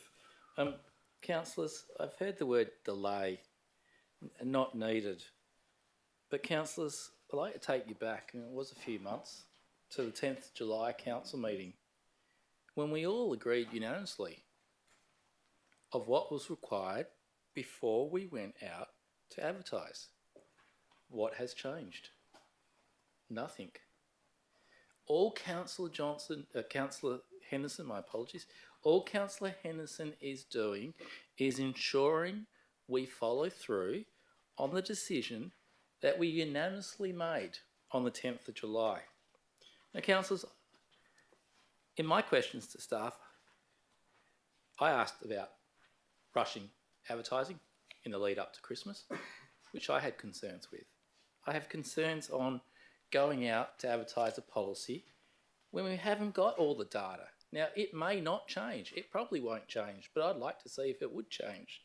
But councillors, this is about this council saying, we made a decision on the 10th of July, we unanimously made that decision, and that was to advertise it upon availability of data required to identify trees meeting height criteria via Landgate.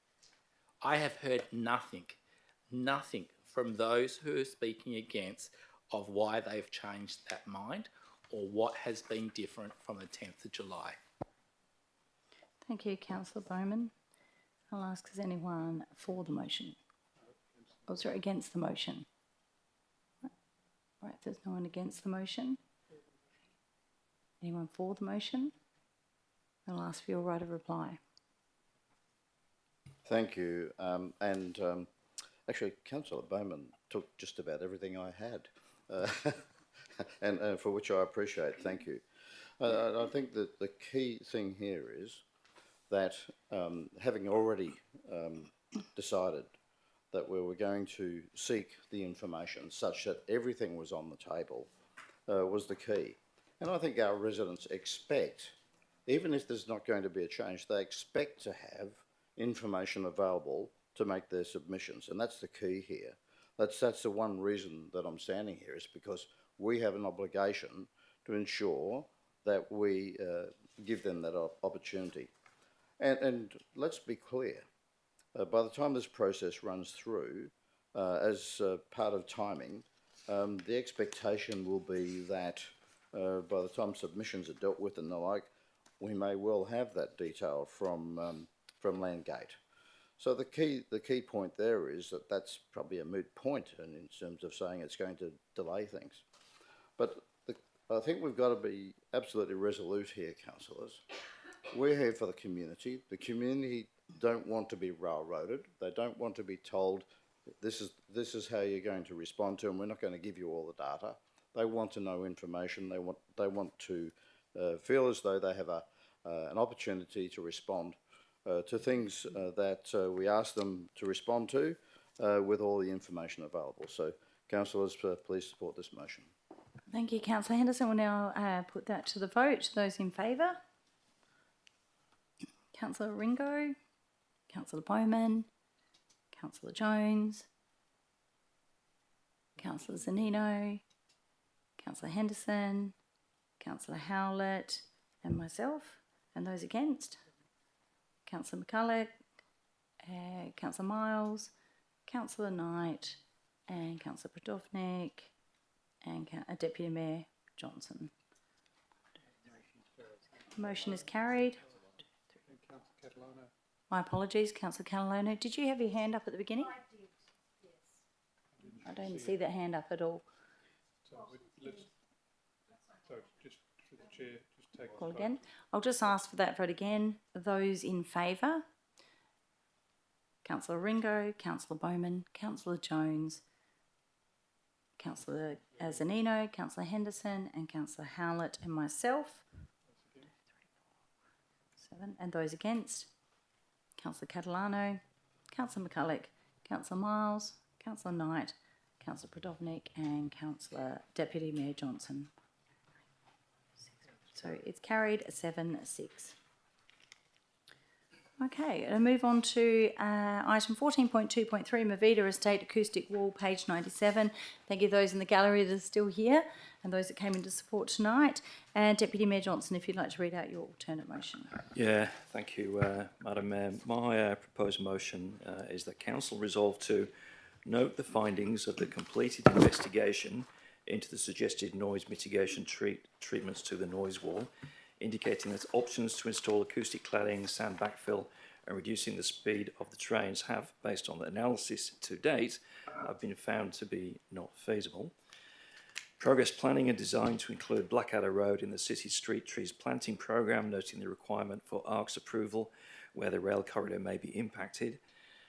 3, subject to ARC providing access to the rail reserve, appoint consultants to undertake noise monitoring utilising an alternative noise source that is not a moving freight train, with an aim of accurately quantifying the reflective noise from the noise wall. 4, this is the new bit, to also undertake before and after acoustic measurements of the freight train noise in the areas where the acoustic wall has not yet been built, by taking acoustic measurements now and then at a later date taking acoustic measurements in the same locations after the acoustic wall has been built. 5, staff provide a report to council detailing the results of the noise measurements detailed in item 3 and 4. And the reason for the motion: the Swanview Noise Wall Action Group believe that the existing acoustic report does not reflect their lived experience of the increase in freight rail noise, as that report was based on a comparison of model noise before the wall was built and actual acoustic measurements after the wall was built. The Noise Wall Action Group believe that before and after acoustic measurements will be the best way to demonstrate the impact of the noise wall. Thank you, Deputy Mayor. Do I have a seconder? Councillor Howlett. Question? Question?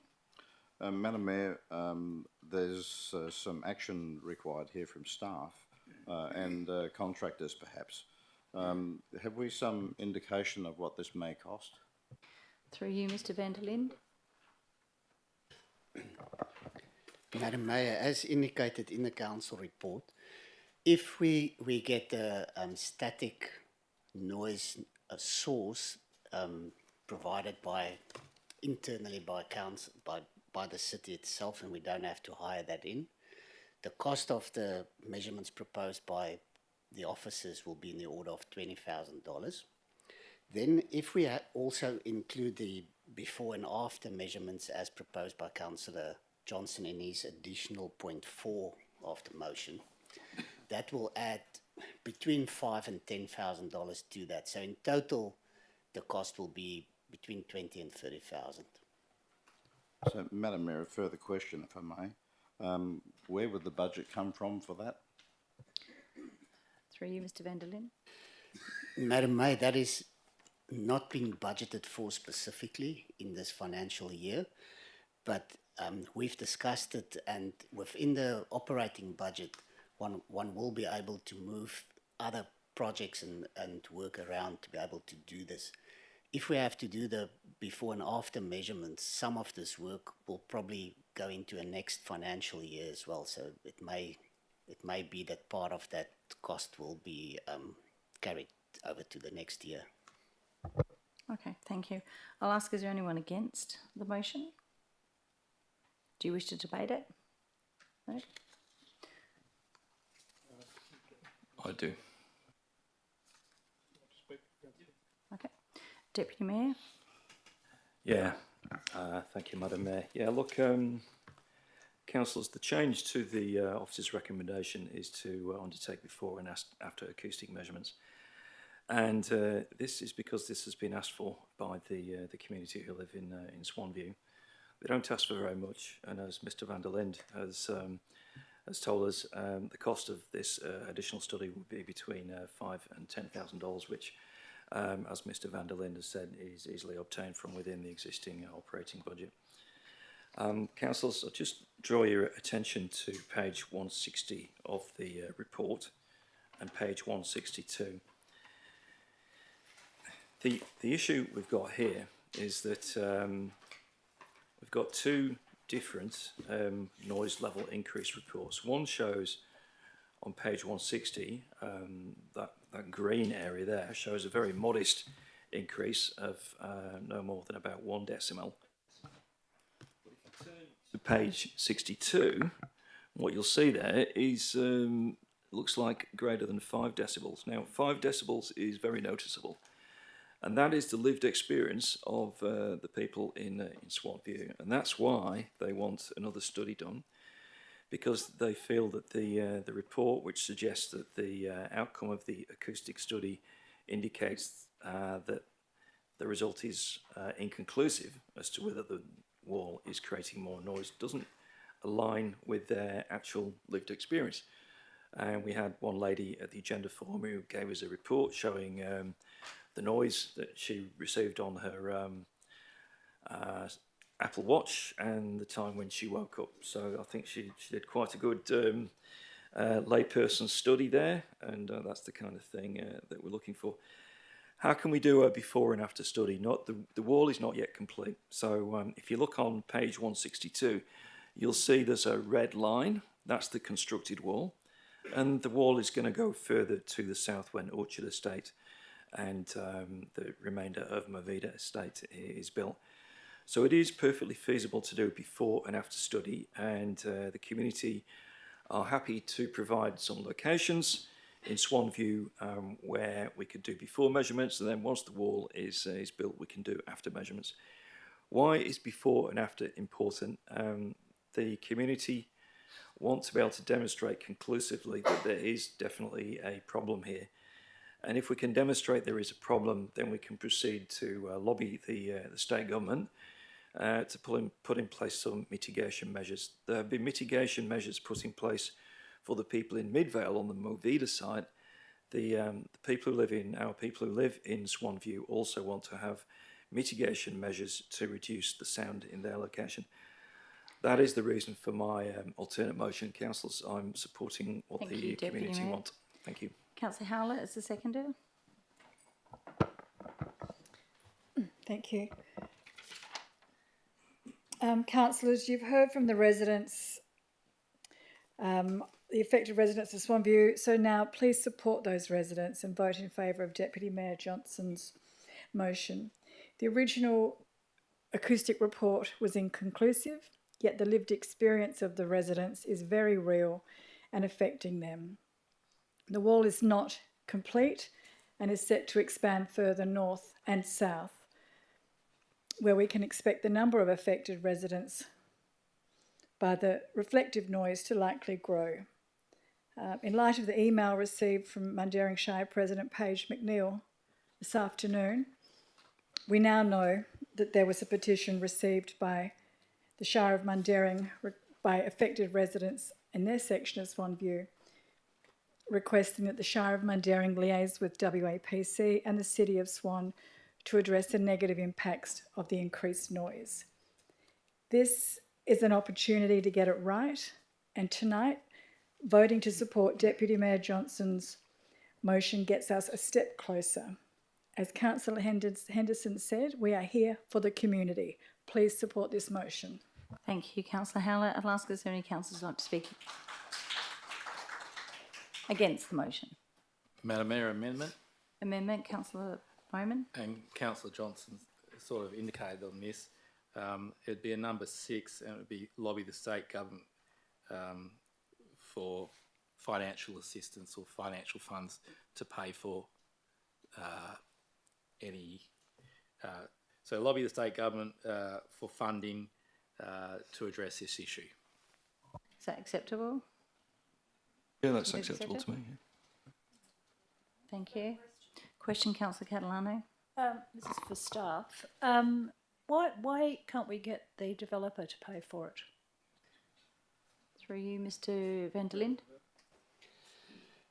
Madam Mayor, the requirement for noise wall stems from a state planning policy that addresses noise created by rail and road traffic, and that policy only pertains to new development. So therefore, along that train line, if the Movida estate was in the Movida estate construction, they had to construct a noise wall to protect the new houses from that noise. But that policy doesn't extend to, doesn't apply to existing development at all. So therefore, it cannot be made a requirement from the developers to do that. And in the previous council resolution on this, in July or December last year already, council resolved that we make the WAPC aware of that and asked that they address that in the review of that policy, so that reflective noise is included in future, which we've already communicated to them. Thank you. So I'll ask if there's anyone against the motion. I'd like to speak for the motion.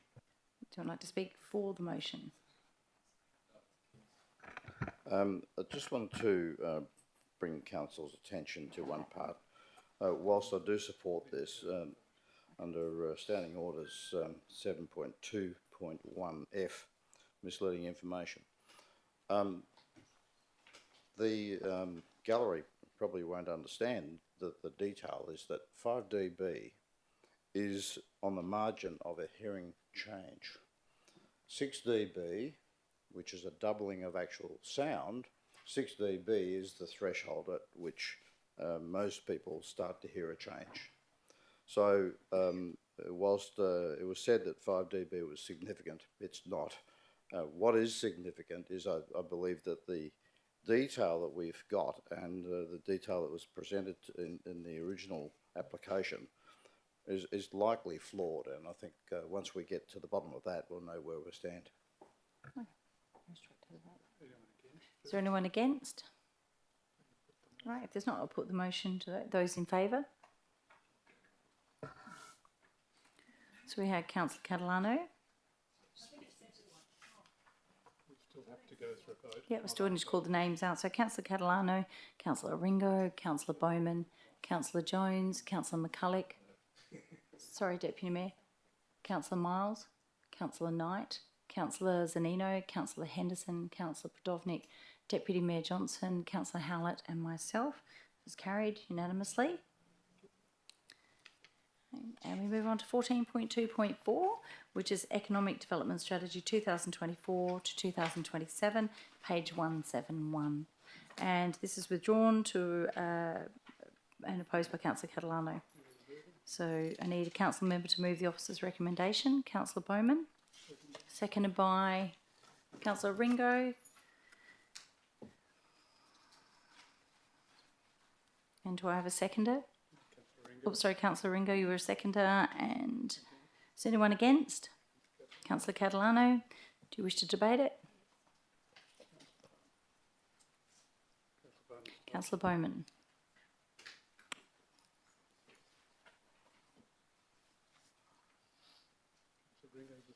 Would you like to speak to it? No. Councillor Catalano. Thank you. This strategy, economic development strategy, purports to guide the city, its partners and stakeholders to support growth and prosperity of the economy and the well-being of the community. This strategy may refer to the UN Sustainable Development Goals and the 5 key result areas of the Strategic Community Plan, but that's it.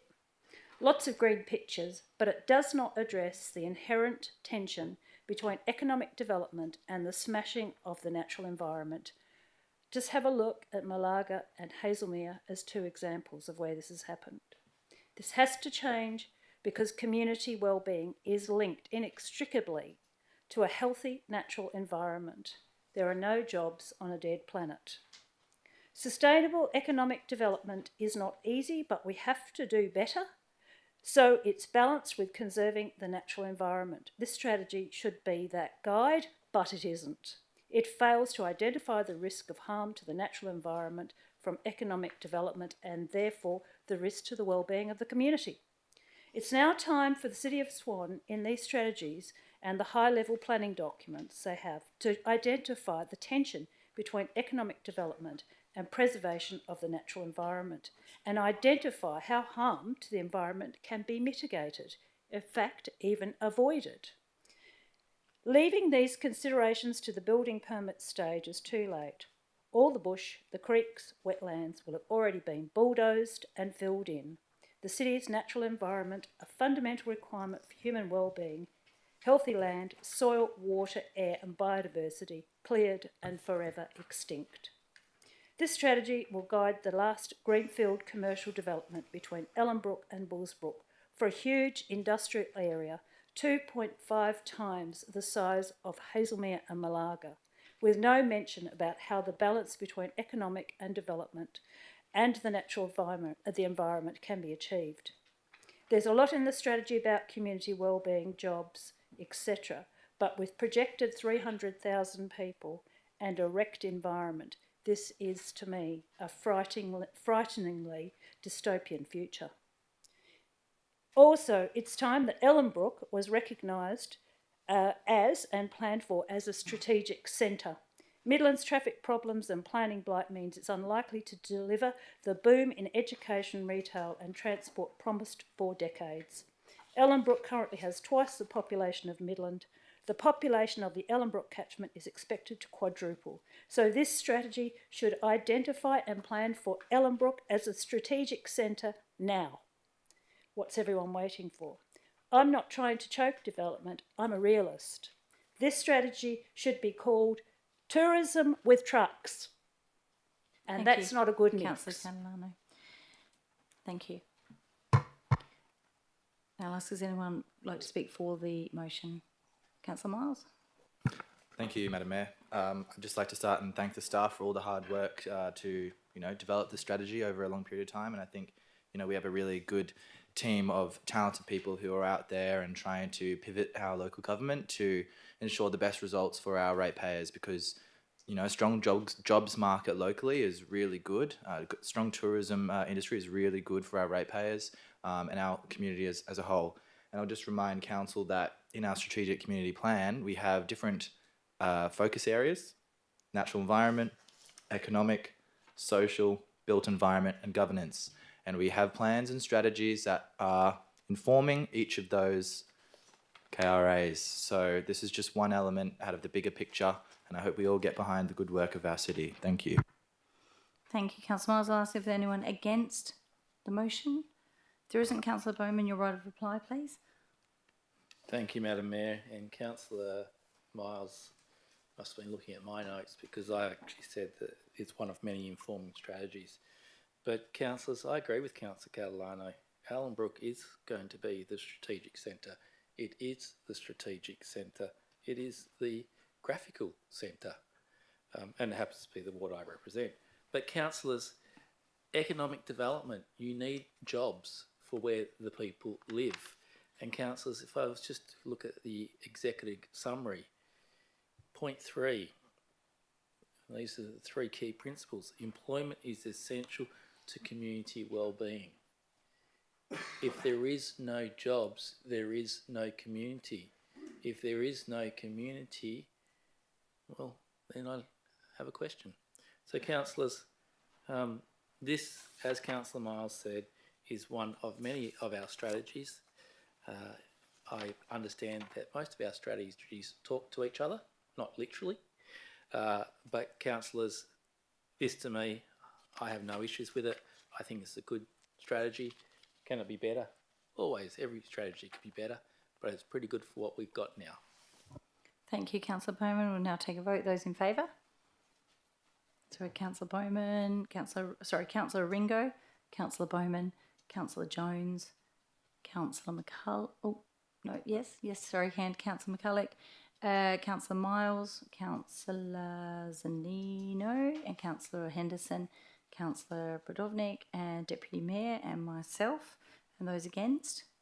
Councillor Catalano, Councillor Knight, and Councillor Howlett. So it's carried. 10-3. Thank you, councillors. So we're going to move on to 14.2.5, which is the non-financial advocacy priorities of 2024-25 on page 206, and proposed motion by Councillor Bowman. If you'd like to read out your alternate motion, thank you. Thank you, Madam Mayor. Madam Mayor, I move that Council resolves to endorse the draft 24-25 non-financial advocacy priority list with the following addition: diversion of the Midland Freight Line. And the reason diversion of the Midland Freight Line is critical to enable solutions to the traffic issues in Midland, and as such needs to be on the advocacy list. Thank you. Do I have a seconder? Councillor Zanino. Got a question. Question? I just would like to understand which realignment we're talking about here. Are we talking about the currently approved realignment or the Gavin Troy, Councillor Bowman alignment? Thank you. I'll just see, do we have a map? We have a couple of maps. Oh, is that behind me now? Thank you. I was looking at that one there, looking for the... So just behind us here. Okay. Yeah. So staff did have to get a map together at the end of the briefing quickly before we started tonight. So we can make this available, these copies here. So Mr. Van der Linden will speak to that. Madam Mayor, in regards to the question which alignment Councillor Bowman's motion refers to, if you look at the map, the orange alignment is the one that Councillor Bowman is referring to. The purplish line is the freight line realignment approved by WAPC, and that orange line is the alternate alignment that is part of Councillor Bowman's motion. That refers to the motion that was previously put by Councillor Zanino earlier on last year. Thank you. Is anyone against? Oh, we're going to... Thank you. And just if I could make a suggestion to the Mayor, because there are a number of matters up for tonight. Rather than just debate this now, you've got two components here. Firstly, you've got an element which is the adoption, but then you've got behind that a number of other parties seeking to do amendments. So I'm going to suggest to you, through the Chair, that you might want to park the issue of the rail line just for the moment. Consider whether you wanted any of the other amendments to come into your substantive motion, knowing that Councillor Howlett has one around Movida noise wall. Councillor Johnson has one around a cycle bridge. And if you did that, you'd at least have them in your substantive motion. Then the 2 points of distinction, which are the diversion of the rail line, or as Councillor Howlett refers to, a realignment of the freight line, you could debate that and then have that form part of the substantive motion. But if you debate this now and then move on, you can't come back to other parts in the motion. So my suggestion, Madam Mayor, was you might want to have someone who would want to make an amendment to propose an amendment and to have that considered as part of the substantive motion. Got a question. Question, Deputy Mayor. Another way of doing it would be to move the officer's recommendation, and then for each councillor who wants to make a change to amend the officer's recommendation, so the three components will be dealt with independently and not sort of get tangled up in one another. Through you, Mr. So through the Chair, unfortunately you've already got a motion which has been moved and seconded, so that the process of debate has already started. You can't come back to that step now. You have to move in with what you've already got. And as we saw earlier in the piece, once the process has started, you can't come back and reconsider it. So it would be easier if you considered each bringing any of your amendments in and then deal with it as a single motion. And if the issue became then around the railway line, you could then consider that as the part of the two alternatives. Councillor Howlett, you had a question? I was intending to withdraw my alternate as it's covered by Councillor Bowman's and also was picked up in Deputy Mayor Johnson, so mine will be removed. So that whole section there. You've only got Councillor Johnson, whether he wanted to add anything to it. In my case, I will certainly not be amending Councillor Bowman's motion to insert mine into it, because I'm completely opposed to Councillor Bowman's Hammer Group proposal. Okay, in that case, we just go straight on to Councillor Bowman's. Okay, so we will continue. And we had a seconder, which is Councillor Zanino, and I asked, is there anyone against? And there was Deputy Mayor. Do you wish to debate it? Thank you. Councillor Bowman. Thank you, Madam Mayor. Madam Mayor, I think staff have read a little bit too much into my motion. Diversion, I haven't actually said where. We all know there is problems in Midland with traffic. We all know those railway tracks where the train goes along is a significant issue.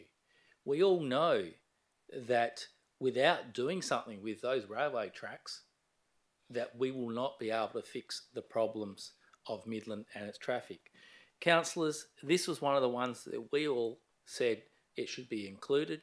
Staff don't agree. They gave us reasons why.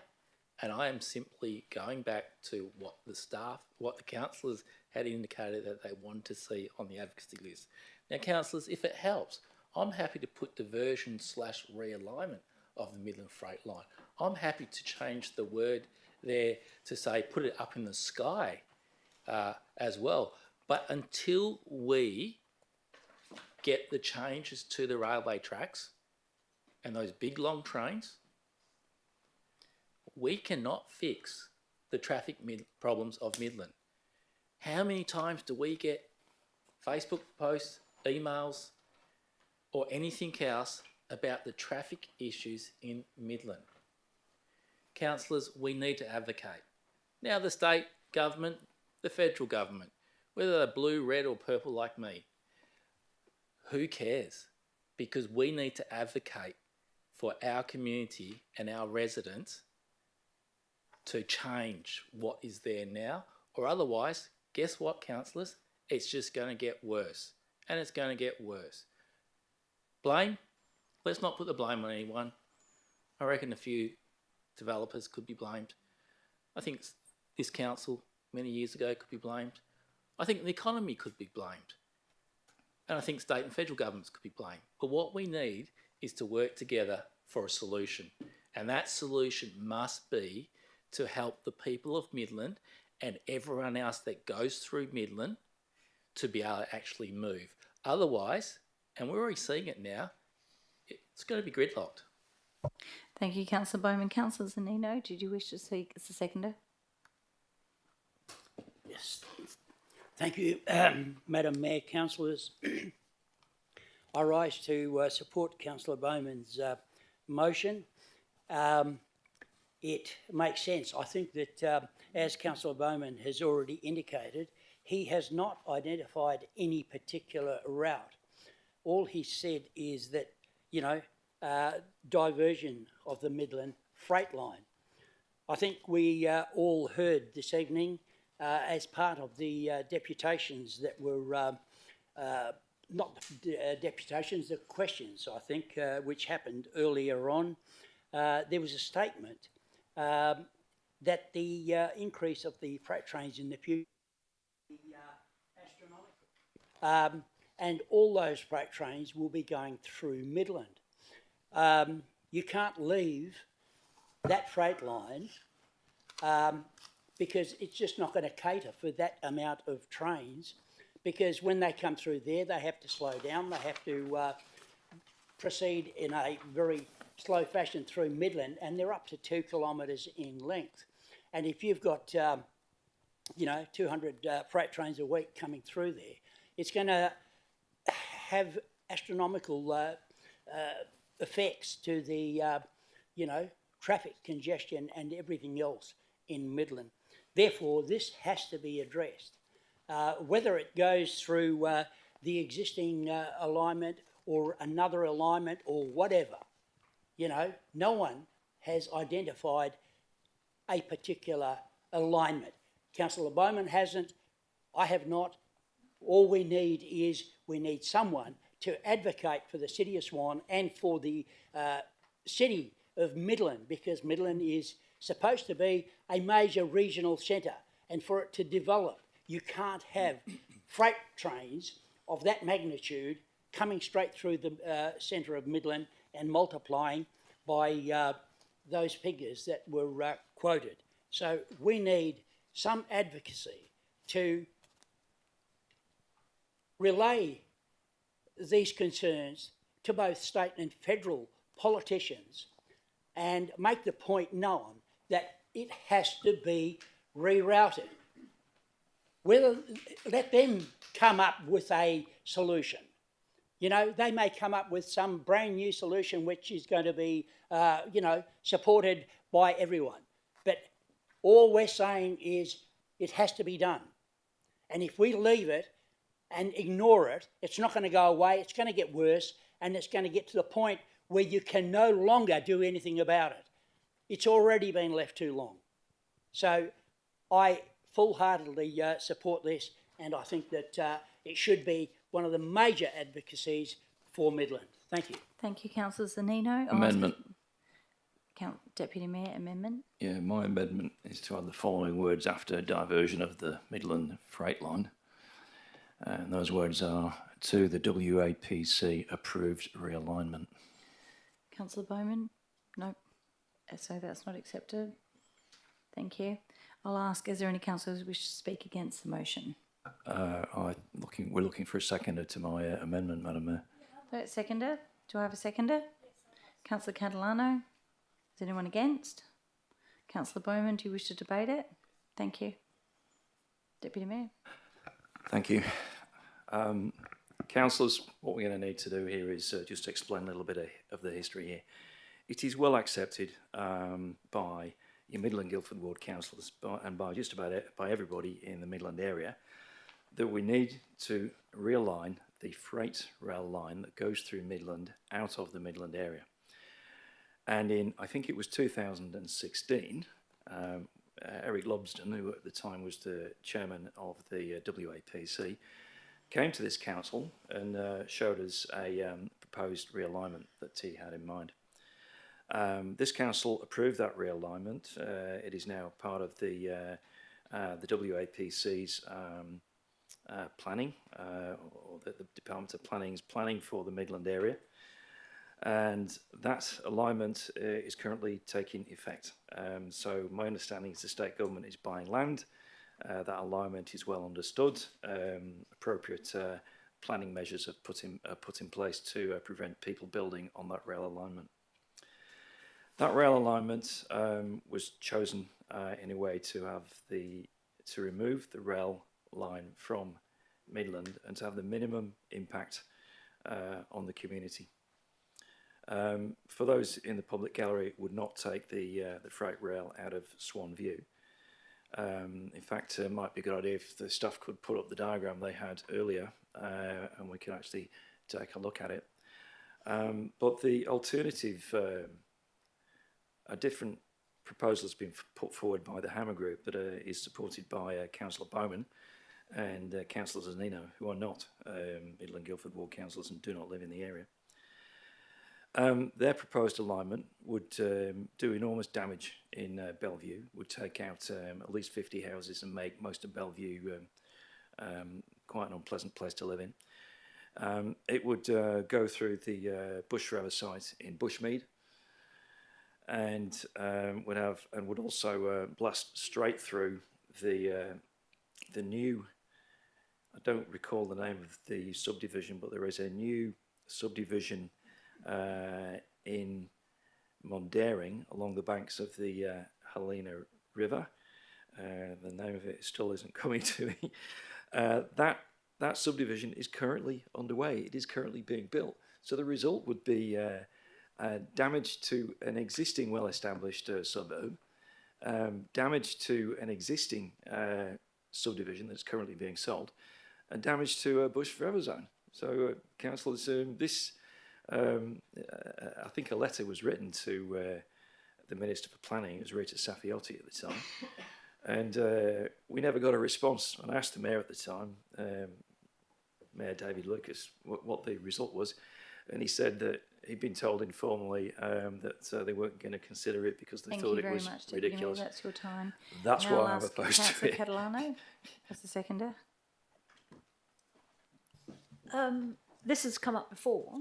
And I think pretty much council has agreed to go on with the original alignment for the reasons that Councillor Johnson just spoke about, which is that it causes the least, damage and impact to, ratepayers. I mean, at the end of the day, it's a very expensive ask for the freight line to be realigned in the first place for effectively a pretty small population, which is residing in Midland and has businesses and what have you here. I mean, I can understand the urgency of it, but the thing is that it's halfway planned for the alignment through Hazelmere, and to actually bring in a whole heap of extra opposition to the realignment from those communities east of this established realignment that was put to council all those years ago is just asking for a hell of a lot of trouble. I mean, you want this to happen or you don't want this to happen. If you want it to happen, then it's got to go along the existing alignment. Because that's the one that was agreed on. That's the one that's going to offer the least resistance. And whilst there may be a few affected individuals and businesses affected by it, at the end of the day, it's going to be absolutely nothing compared to the amount of opposition and affected parties that you're going to have if it goes through Bushmead and the other suburbs that Councillor Johnson talked about. So, yeah, it does need to, but we need to have had that stipulated in this motion for me to agree to it, and it's not there. So, unfortunately, it can't be supported by me tonight. Thank you, Councillor Catalano. Councillor Bowman. Thank you, Madam Mayor. I'm pretty sure I just heard Councillor Catalano say Midland population is a small population. Let's not advocate for the change. Yet, don't we advocate and support all our councillors? Councillor Bowman, if you could resume your seat, please. Councillor Catalano, if you could please reference the page and the standing order. That's not what I said. If we don't have one, then I'm just going to move on. Thank you. Councillor Bowman. Thank you, Madam Mayor. Madam Mayor, Councillor Johnson said that I support a Hammer Group proposal. I'm not sure where he got that from, because I've never said I support a Hammer Group. Councillor Johnson is coming up with what I think the realignment should be, or the diversion should be. In my previous debate, I said I don't know what it will be, but this amendment locks us in to one that I don't think is the best outcome. Why would we lock ourselves into something that may not be the best outcome? Because that's what Councillor Johnson's amendment motion is doing. Councillors, for those in Midland Ward, they would have received emails, because I did, about businesses that will be landlocked and will not be able to get into their properties because of the WAPC approved realignment. Councillors, to go through Bush Forever site, where does my motion say that we'll be going through Bush Forever site? I'm asking to lobby for the diversion of the Midland Freight Line and not being specific. Councillors, I've never agreed to the WAPC approved realignment, but perhaps that was done before my time. Councillors, if we don't keep looking for the best solution and we say good enough, well, guess what's going to happen? There is going to be a lot of trouble, and there already is being a lot of trouble, and that's called road blocks. That's because people cannot move. Councillors, do not narrow the best solution. Let's look broader. Let the specialists, let the experts come up with the solution. Because my understanding is not one of us is a specialist in this field. Councillors, let's make sure we advocate the best solution to the big problem that's getting huge. Every development we approve, it's getting worse and worse. So why would we narrow that focus to one solution when there may be a better outcome? I can't support the amendment purely because of that. Thank you, Councillor Bowman. Councillors will now put that amendment to the vote. Other people want to speak. Thank you. Right of reply to the amendment then. Only if we've finished hearing anyone. Is there anyone who'd like to speak for the motion? Would anyone like to speak against the motion? Councillor Zanino. Thank you, Madam Mayor. Councillors, I'd like to speak against the amendment and support the speech just given by my fellow councillor, Councillor Bowman. I think that in my debate, which I said just a few minutes earlier, I made the point. No particular route has been identified. It's left open, and that's the way it should be. Because, as I said, there could be a cheaper or a better alignment, which the professionals may come up with. And yet Councillor Johnson insists that we are supporting a particular route, the Hammer Group route. No one has said that. It's not included in the motion. It's open. And I can't see why we need to debate the amendment at all. There's been no alignment chosen or identified. No one in the chamber is supporting any specific alignment. All we're doing is we're trying to put forward the importance of removing the freight line out of Midland. We don't care where it goes and who comes up with the alignment. And that's all we are doing. We're making the point that it has to be rerouted out of Midland, the town centre. Let them come up with these solutions. And therefore, I don't think that this amendment is needed. Thank you very much, Councillor Zanino. Now I'll ask, is there anyone who'd like to speak for the amendment? Councillor Budovnik. I'm just going to say very quickly that this amendment actually is absolutely needed, basically because there have been two schools of thought as to how this railway should be realigned, and the WAPC approved realignment, I believe, is the better option because it doesn't impact Bellevue and it doesn't impact Bushmead quite drastically. So to stand here tonight and to, in my view, pretend that this is just an open, fair motion that does not support. No, in my view. Councillor Budovnik, if you could just resume your seat for a minute, please. Thank you. Councillor Bowman, what's your point of order, please? 6.12, adverse reflection. Councillor Budovnik said pretend. I don't know if she was referring to me or Councillor Zanino, but I'm not pretending anything. Thank you. I'll uphold you to have a point of order, Councillor Budovnik, if you can just keep the debate to the point, thanks. Well, then I'm going to use another synonym for the word pretend, because in my view, and I stand by this, this is a pretense to say that there is this open slather or open debate that we're going to have when very clearly there are two options here. And if the WAPC approved alignment does not get supported, there will be a lot of pressure to support another alignment. And that pressure has been mounted against us three Midland Ward councillors, and I'm sure all the councillors here on council. So let's not pretend that there's no pressure here. There is. There's two alignments, and I think that this amendment is very necessary. Thank you, Councillor Budovnik. I'll ask, is there anyone who'd like to speak for the motion? Councillor... For. I've called for, and Councillor Henderson, you're to speak for? Yep, so against, sorry. Does anyone like to speak against the amendment? Councillor Howlett.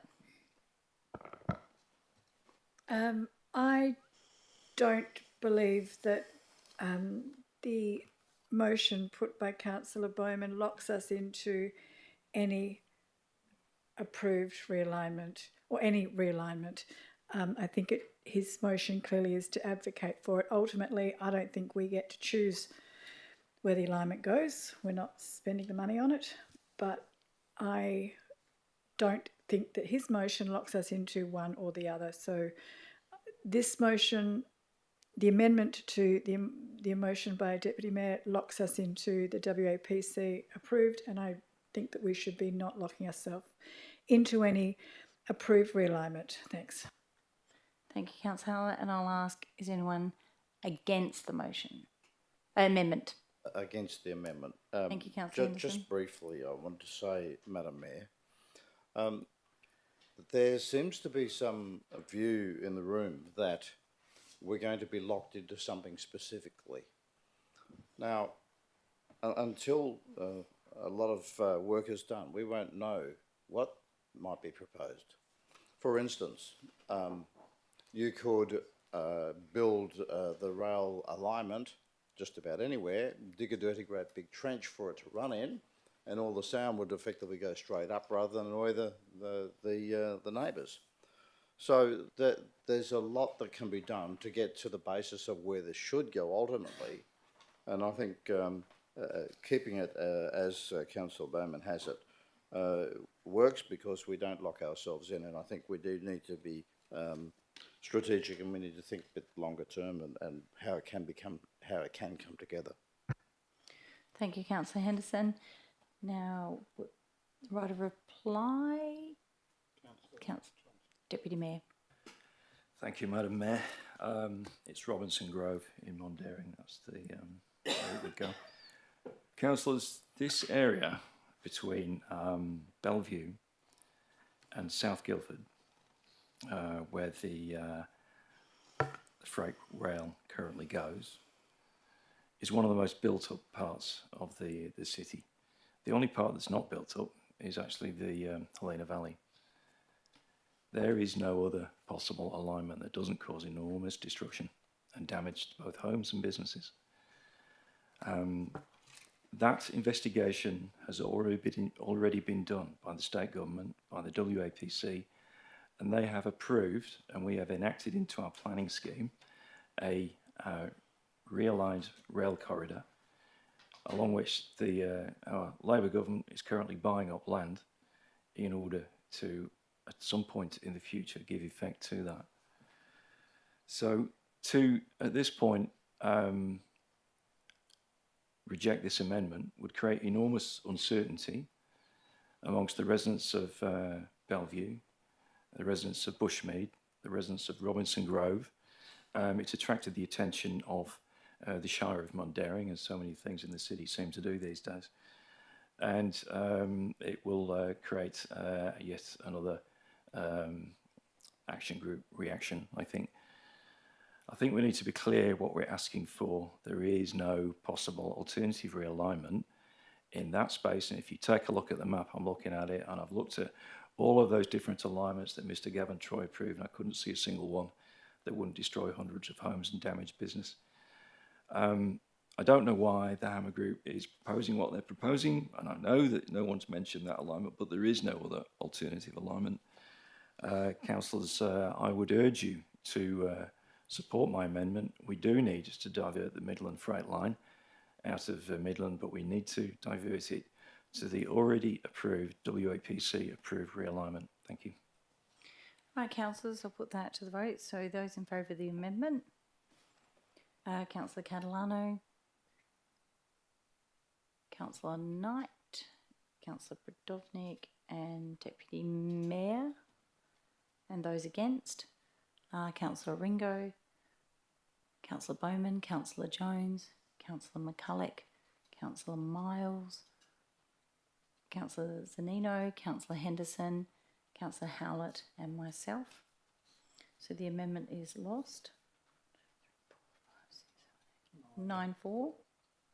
And we'll make it move back to the substantive motion. Is Councillor Bowman? Councillor Bowman for anyone who wants to speak for or against? Is anyone for or against? Would anyone like to debate? Councillor Deputy Mayor. Yeah, I'm happy to speak against it. Look, councillors, it would be an astounding thing if this council were to say we're prepared to rip up our existing planning scheme, damage important suburbs, and trust me, there are an awful lot of suburbs between Bellevue and South Guildford. Just when we have an existing approved realignment. So just to divert it somewhere, councillors, I suspect many councillors voting for this have not actually looked at a map and worked out what the options are. When Mr. Gavin Troy kept producing his various options, all of them had a significant impact on the residential amenity of our community. And at the time, I recall it was Councillor Bowman and Councillor Zanino who moved that motion. I'm just stunned that we would be moving something as damaging as this. We want to divert the Midland freight line out of Midland, but we want to divert it to the WAPC approved realignment. There is no alternative other than causing enormous damage to businesses and homes in Midland. Councillors, I'll ask if anyone would like to speak for or against the motion. Councillor Henderson for. I want to talk about what are we about? For starters, Midland is a strategic centre. It's blocked up by a rail line. What's our role here? I think the community expect us to be strategic, to be long-term thinkers about planning, about making things work well. And this motion sets us in a direction to be able to resolve some of the issues that we have. And that's really the key here. We've got to keep all of our options open. As I said, you could dig a dirty great big trench, maybe 4 or 5 metres deep, and most of the noise would be absorbed. There's so many ways that you could make it work. And as for where it actually goes, well, that's yet to be decided.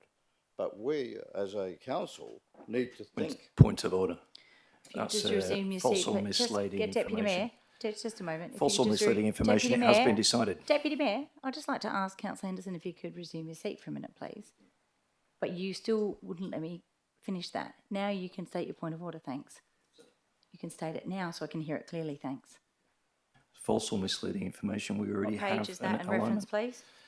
So it's 7.2.1F, the presentation of false or misleading information. That's on page 19. But it's And what well was the known. misleading information? The false or misleading information was that we don't have an alignment. We do have an alignment. A rule that you don't have a point of order, Councillor Henderson.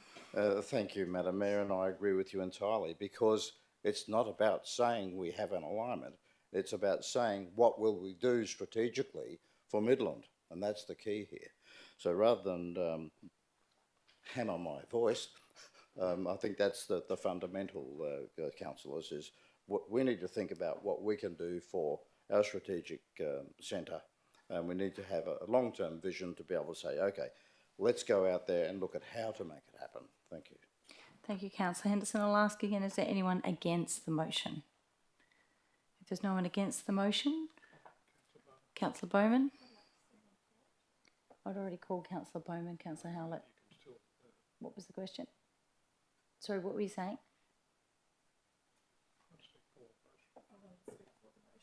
I had already called Councillor Bowman.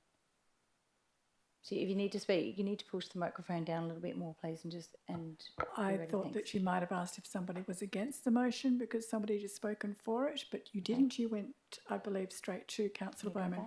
I was expecting you to ask for anyone against. I'm happy to hear against. I would like to speak for the motion, though, so I was waiting for that to come after you asked that. Would you like to speak for the motion? I would.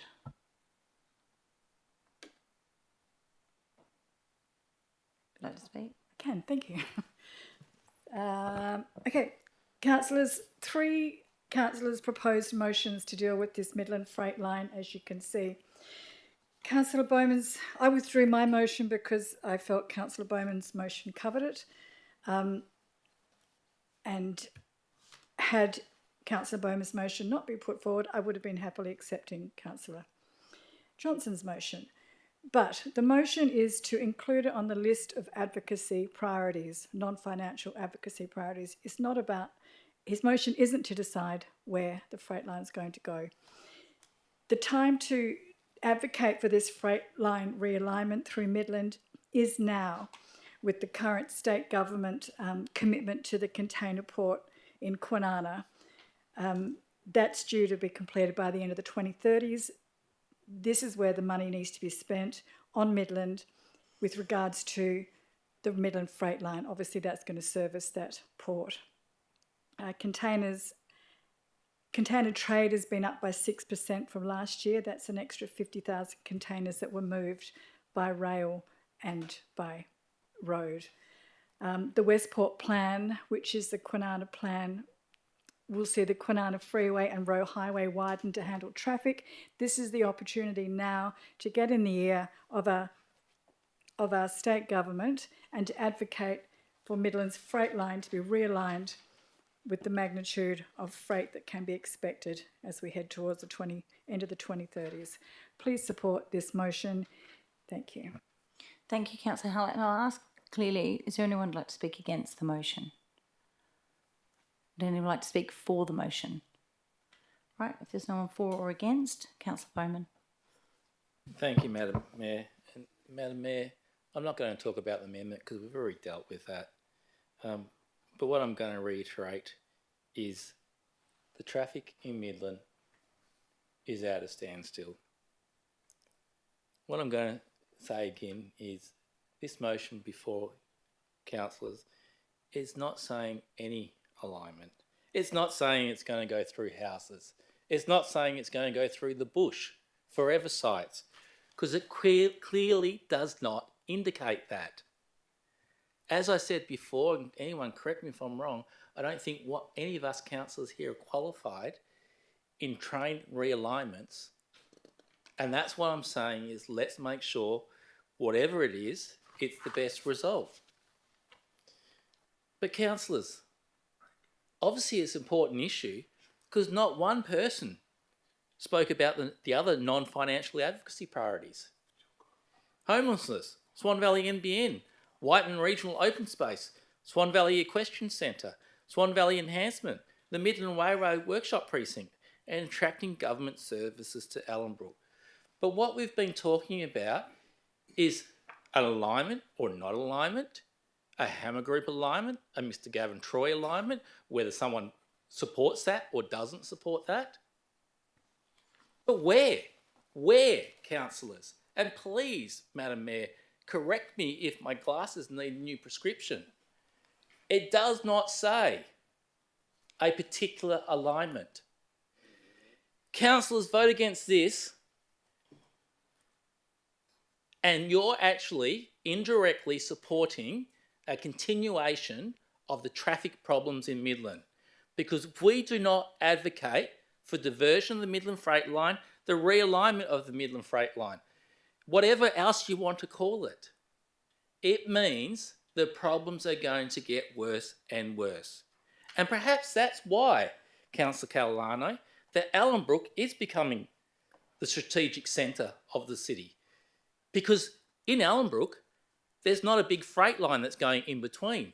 But in Midland... Point of order, 7.21C, Could you Speaker's resume your remarks seat, not please, being Councillor relevant to the Bowman? motion being debated. We're not So talking sorry, about if you Ellenbrook. could just, Deputy Mayor, part of the procedure is that you ask the member that's speaking to sit first and resume their seat.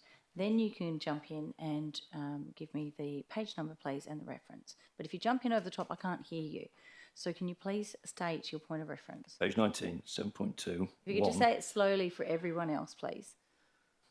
We're all listening with me. And give them a chance to have a look and open up the meeting procedural local law as well and follow through. So it's page... Page 19. Thank you. Section 7.2, point of order. 1, the following are to be recognised as valid points of order. C, a speaker's remarks not being relevant to the motion being debated. Ellenbrook hasn't got anything to do with it. Oh, we don't have a point of order. Councillor Bowman. Thank you, Madam Mayor. And Madam Mayor, I was probably wondering when someone would pull me up and when I mentioned the other 7 that no one else had. But Madam Mayor, I get back to the only issue that we've raised as councillors in this advocacy, non-advocacy list, is the diversion of the Midland Freight Line. It appears that we all agreement that something needs to be done. And councillors, I'm not saying we're going through houses. I'm not saying we're going through Bush Forever site. A councillor here has said that, so perhaps he has an alignment. But councillors, Councillor Bowman, thank you. we That's need your to time. advocate. All right, councillors, I'm going to put that to the vote. Those in favour? Heard Councillor Aringo, Councillor Bowman, Councillor Jones, Councillor McCulloch, Councillor Miles, Councillor Knight, Councillor Zanino, Councillor Henderson, Councillor Howlett and myself, and those against, Councillor Catalano, Councillor Podovnik and Councillor Johnson. So the motion is carried. 1, 2,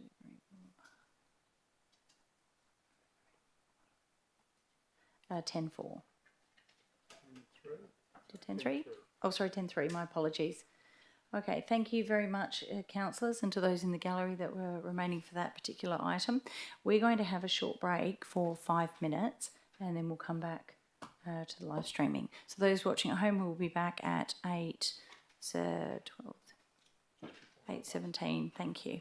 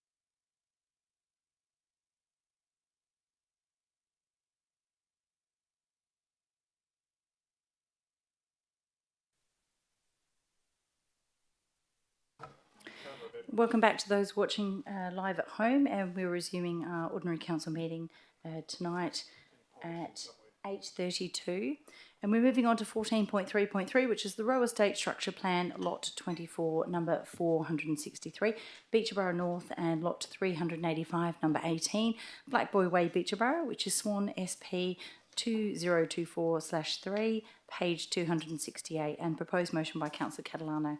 If you'd like to read out your alternate motion. Thank you. That the council resolve, 1, to recommend to the WAP, or Western Australian Planning Commission, that the proposed Roe Estate Structure Plan be approved, subject to the modifications set out in the attached schedule of modifications, and with the following additional conditions. A, that the total public open space be equal or greater than 10% of the overall area of the structure plan site, and B, that the public open space area in the northwest is not utilised for stormwater drainage. And I think I should just check while I'm at it if there was any extra things in there. That yes, there's a couple of other extra things that I should add. 2, forward the full structure plan proposal, schedule of submissions, and recommended modifications and conditions to the Western Australian Planning Commission for their determination. That's from the officer's recommendation. If you could just put in there after modifications and extra conditions. And 3, notify the applicant and submitters of the council's resolution. Do I have a seconder? Councillor Bowman? Are you right with that? Is the minute taker right with that? Did you want me to... that's from the officer's recommendation. Number 2, from the officer's recommendation. You know, office on the page 276 of the agenda is the officer's recommendation.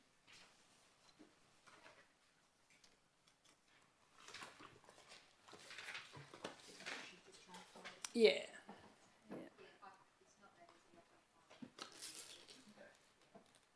Okay. And the reasons are the proposed public open space is insufficient. The public open space requirements of 10% as a minimum for a local park should be provided by the developer in the development in accordance with the livable neighbourhood principles. Insufficient public open space impacts negatively on those who are least able to travel distance for recreation. And cash in lieu in the long run will not in the long run equate to the costs of the city providing extra amenity in its parks for the extra 100+ households. Protection must continue to ensure the marri trees in the northwest public open space are not affected by stormwater drainage. Thank you. Councillor Bowman, would you like to speak to the motion? Oh, sorry, you did second it, I wrote that, sorry, and then we went back to do the slight... Sorry, there's addition. A point 3 to that as well, which is notify the applicant and submitters of the council's resolution. And after modifications on 2, if you could put, and the 2 extra conditions. Thank you. See modifications in 2, point 2, after, no, in point 2, after and the 2 extra conditions. Thank you. Right, Councillor Bowman's the seconder. I'll ask, is there any councillor who would like to speak against the motion? We'll wait till that's completed.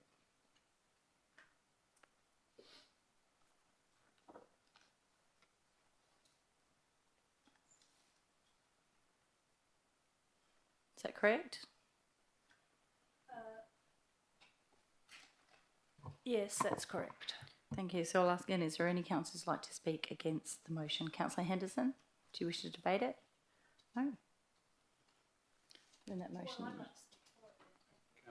Councillor Catalano? Yes, thank you. In 2023, this council voted to retain the existing stand of Marri trees in the north west corner of the site, which the local community strongly supported. We heard a deputation from a beach ratepayer and his daughter who explained why the Marri trees were so important as nursery trees for young cockatoos, black cockatoos, learning to fly. They hop from one stand of Marris to another, encouraged by their parent cockatoos.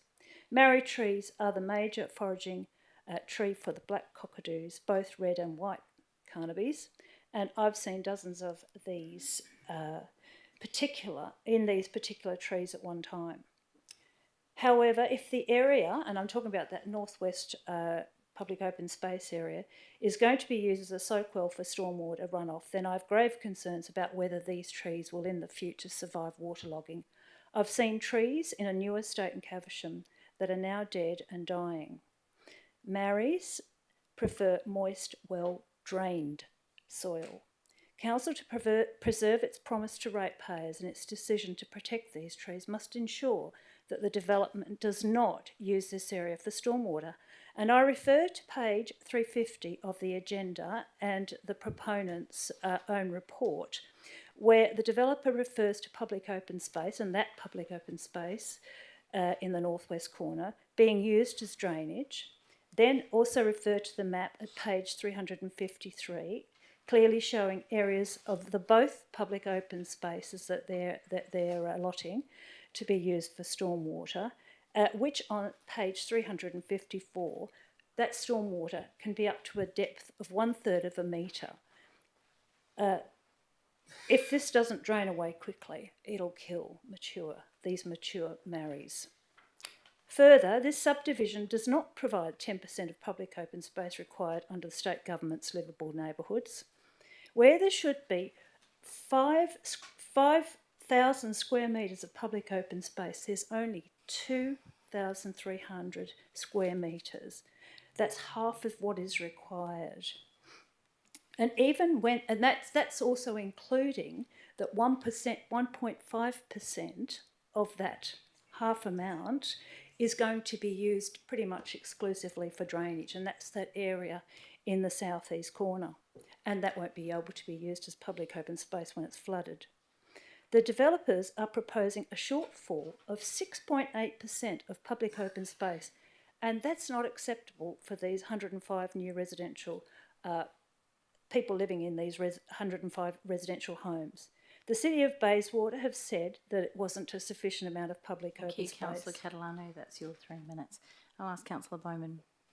Thank you, Madam Mayor. I wasn't going to speak, but I might continue on where Councillor Catalano left off. Councillors, the only benefit of this proposal would be the fact that I could run around this park without taking a stop to catch my breath. That's that small.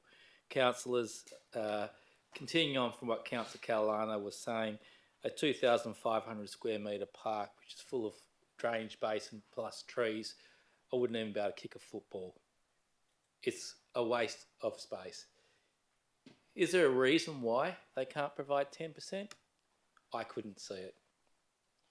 Councillor Catalano rightly said that if it's a drainage basin, and I see them in Allenbrook, there'll be water in there.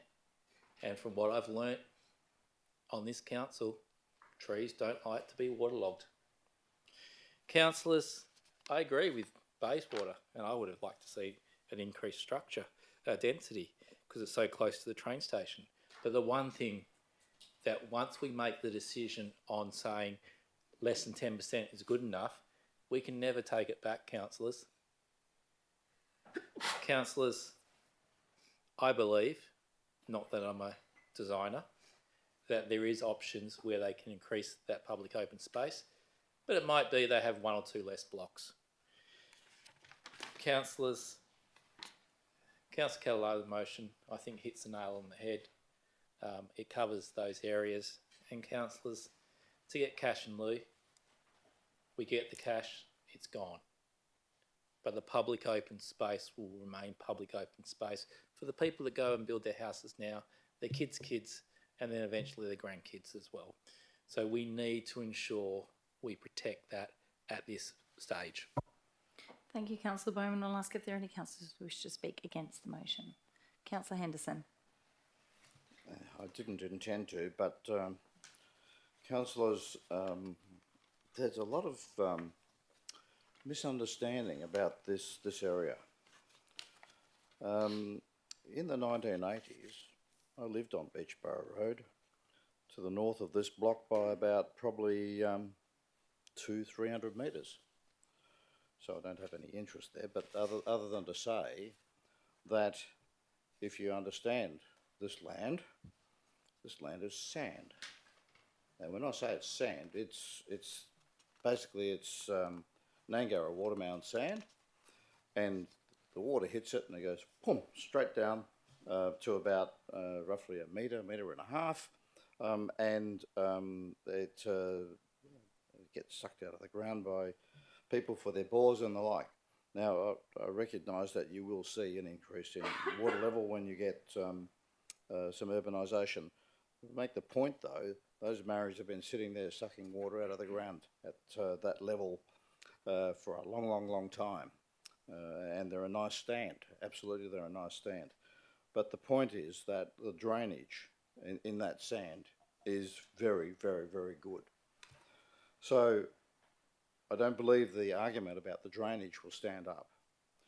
What surprises me, absolutely surprises me, is that there's a nice big murray tree in the middle of all this where there's a block of land going to be put. I would have thought you'd be fighting for that tree as well, because frankly I think that's quite a nice tree too. But the key points here is that you can also, from these blocks or proposed blocks, you've got close walking distance to other areas for the residents, which is provided for on the map on page 351. Reminds me of a car I had once. So I can't see that we would want to force a reduced number of blocks, because frankly we all know that we need blocks of land for houses to be built. I'm surprised that the lot sizes aren't actually smaller considering the need, but I support currently the officer's recommendation as it stands. Thank you, Councillor Henderson. I'll ask if there's anyone to speak for the motion. Question, Councillor Bowman. Thank you, Madam Mayor. Following on from Councillor Henderson's comments, can I, through you, Madam Mayor, ask the staff, why would a water basin be required? Through you, Mr. Russell. Thank you, Madam Mayor, for drainage. Further question? Through you, Madam Mayor, and with water basins in those areas, are they at times water in them that doesn't seep away? Through Madam Mayor, the basins are designed to hold certain quantums of water for a certain period of time before they infiltrate. So commonly, unless the ground beneath the basin is saturated so that the water cannot seep through and infiltrate, you will have, after a period of time, and that's the time of filtration, the water seeping through the basin and disappearing. You also have evapotranspiration with water being sucked out if you've got vegetation, and water evaporating in the atmospheric conditions. Thank you. I'll ask again, are there any councillors who'd like to speak for the motion? Councillor Howlett. Thank you. I'll be brief. But once again, councillors, we have an officer's recommendation to recommend approval for a structure plan with less than 10% public open space. Councillors, we should only be approving or recommending for approval structure plans that meet the livable neighbourhood principles of a minimum 10% public open space. Too often we accept cash in lieu. We accept less than 10% public open space by accepting cash in lieu from developers as an offset. But what is the real cost of this? It's the cost to our community, a cost to the creation of a livable neighbourhood, and ultimately a cost to our own environment. Thank you. I'll ask anyone who'd like to speak against the motion. Anyone like to speak for the motion? If there's no one like to speak for or against, Councillor Catalani, your right of reply. Yes, thank you. the tree in the middle of the site, I'm sure this council would not have supported retaining that and a fight for that. I mean, the trees in the northwest were identified by actual Beachborough ratepayers. I didn't go out of my way to bring this up myself. And the proponents themselves say on page 354 there will be up to 1/3 of a metre of stormwater in those basins. So that's their own words, right? The other thing about it is that relying on other local parks, which has there's no direct route to it, actually puts at a disadvantage people who have elderly and small dogs who want to recreate or take them for a walk. It puts at a disadvantage people who are elderly or disabled who are going to live in this estate. And we owe it to them to be able to provide the suitable amount of public open space, which is the 10%.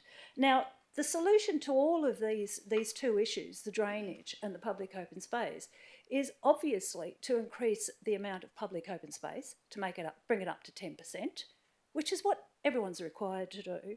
And actually, that means a part of this other extra public open space can be used as a portion of that can be used as drainage. That will leave the trees safe from being inundated with water. It will give the whole area more public open space, including a little bit more for drainage that doesn't impact on trees that we're trying to save, as well as a little bit of extra kickabout space. In fact, maybe even, that could be an extension of the area in the northwest away from the trees. I mean, it's not for me to design it, but 10%, if we bring in the extra amount of public open space that's required, then we can actually meet both the demands of the natural environment and also the built environment, the people who are going to live there. And so I just think that, to take the cash in lieu now will, in the long run, create for council a greater impost. They'll have to then actually put lots more money into Blue Gum Park, which really is not up to scratch because it's like 105 residential addresses. And, if there's 2 or 3 people living in there, that's 300 people. It's just going to be huge costs in the end when the developer can provide that space, it's local and it's accessible to the people who are going to be living in that subdivision. So I think... Thank you very much, Councillor Catalano. Councillors, now put that to the vote. Those in favour? So we had Councillor Catalano, Councillor Ringo, Councillor Bowman, Councillor Jones, Councillor McCulloch, Councillor Miles, Councillor Knight, Councillor Zanino, Councillor Brodovnik, Deputy Mayor Johnson, Councillor Howlett and myself, and those against were Councillor Henderson. The motion is carried.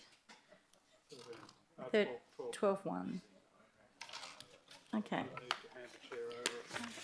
For those watching online and councillors, I'm now going to hand the chair over to the Deputy Mayor for the next item, which will be 14.5.4. Okay. Which is the council member mileage reimbursement, July-December 2023. We know that.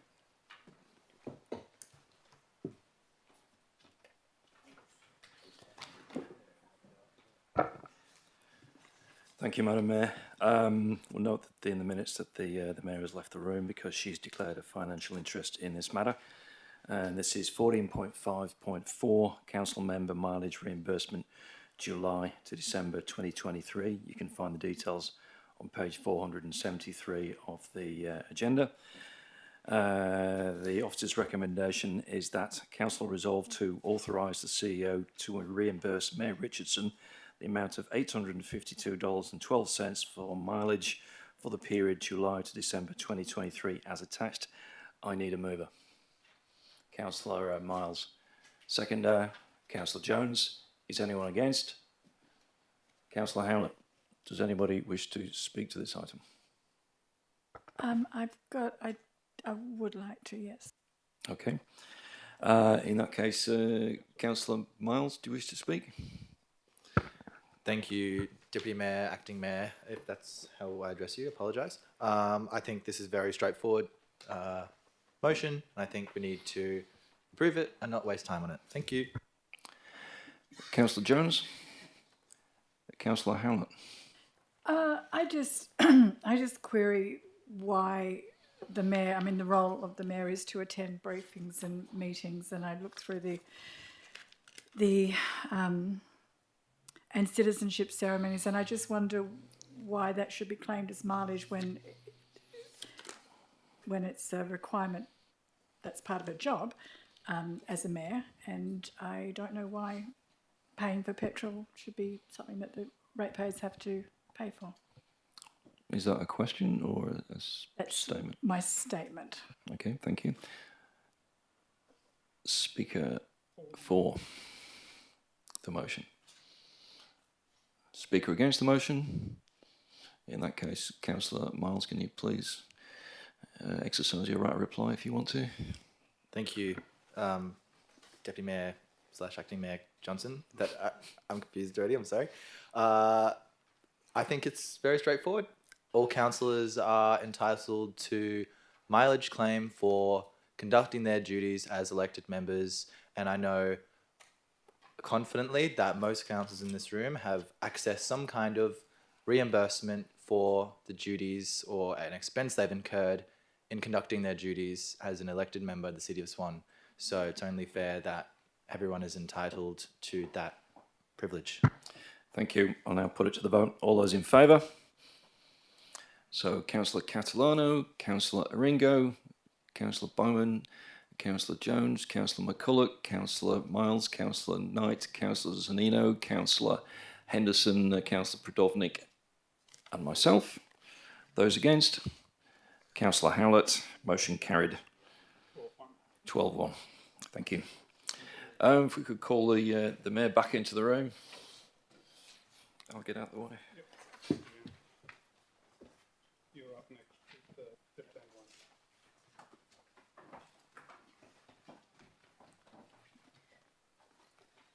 15-1. And the outcome of that, Madam Mayor, was that your mileage has been approved 11-1. Thank you. 12-1. Okay, councillors, we move on to motions which were previous notice has been given. 15.1, which is Councillor Johnson Annual Leadership Symposium, which is on page 479. Deputy Mayor Johnson, if you could please read out your notice of motion. Thanks. Yeah, thank you, Madam Mayor. My motion is to discontinue holding, I'm going to sit down for this one, I think. Discontinue holding the City Annual Leadership Symposium, amend POLC-182 Civic Functions, Ceremonies and Receptions by deleting section 3.1 Annual Leadership Symposium. 3, for the City to report to a future meeting of Council on the feasibility of holding a charity mayoral dinner in the Town Hall with tickets available for sale to City of Swan residents, ratepayers, electors, staff and elected members of Council. To hold the event in the Town Hall, the City not to contribute to costs other than organising the event, all proceeds to go to a charity to be selected by the Mayor. And the reason for my motion is that the Leadership Symposium is no longer advancing the advocacy programme for the City and no longer has any purpose. The Leadership Symposium is therefore a waste of ratepayers' money and no longer meets the expectations of the community. It may be possible to create an alternative event that celebrates the achievements of our community without the use of ratepayers' funds. Do I have a seconder? Councillor Howlett. Is anyone against? Councillor Ringo, do you wish to debate it? Thank you. Deputy Mayor. Thank you very much, Madam Mayor. I do recall last time we debated this item, and for councillors who are not familiar with this is a traditional item that comes up at least every year, if not more often. Last time I got caught in the crossfire between those who wanted to continue it. If you could just stay in your seat. Just for a moment, thank you. Sorry, Madam Mayor, my point of order is 7.21A, a breach of any written law, including this one, and then the other point I am referring to is 6.4. Members are encouraged to stand when speaking in debate. Thank you. Encouraged. Ought to be equitable. Encouraged. Encouraged. So I prefer to sit for this one, if that's all right. Otherwise, I might burst So out laughing. it is encouraged that we have not been standing for a lot of our debate, and as the Deputy Mayor, it would be expected for you to stand. That's your choice and right.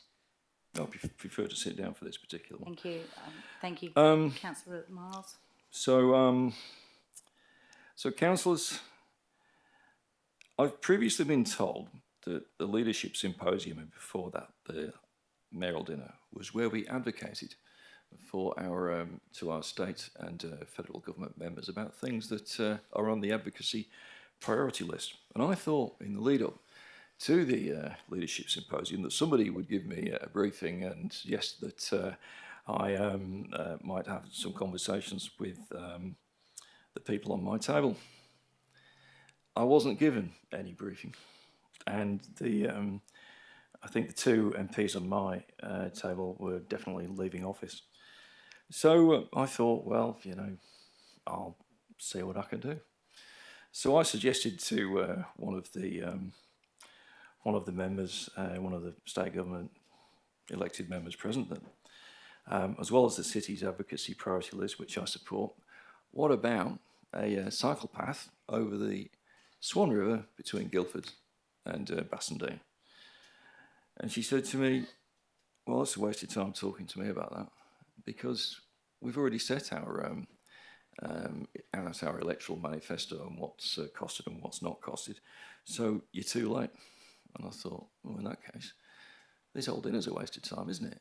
And I thought also by talking to people who were leaving office, I would be unable to influence anything. So it occurred to me as the meeting went on that the leadership symposium had completely lost its purpose for advocacy. And I felt for that reason we need to discontinue it.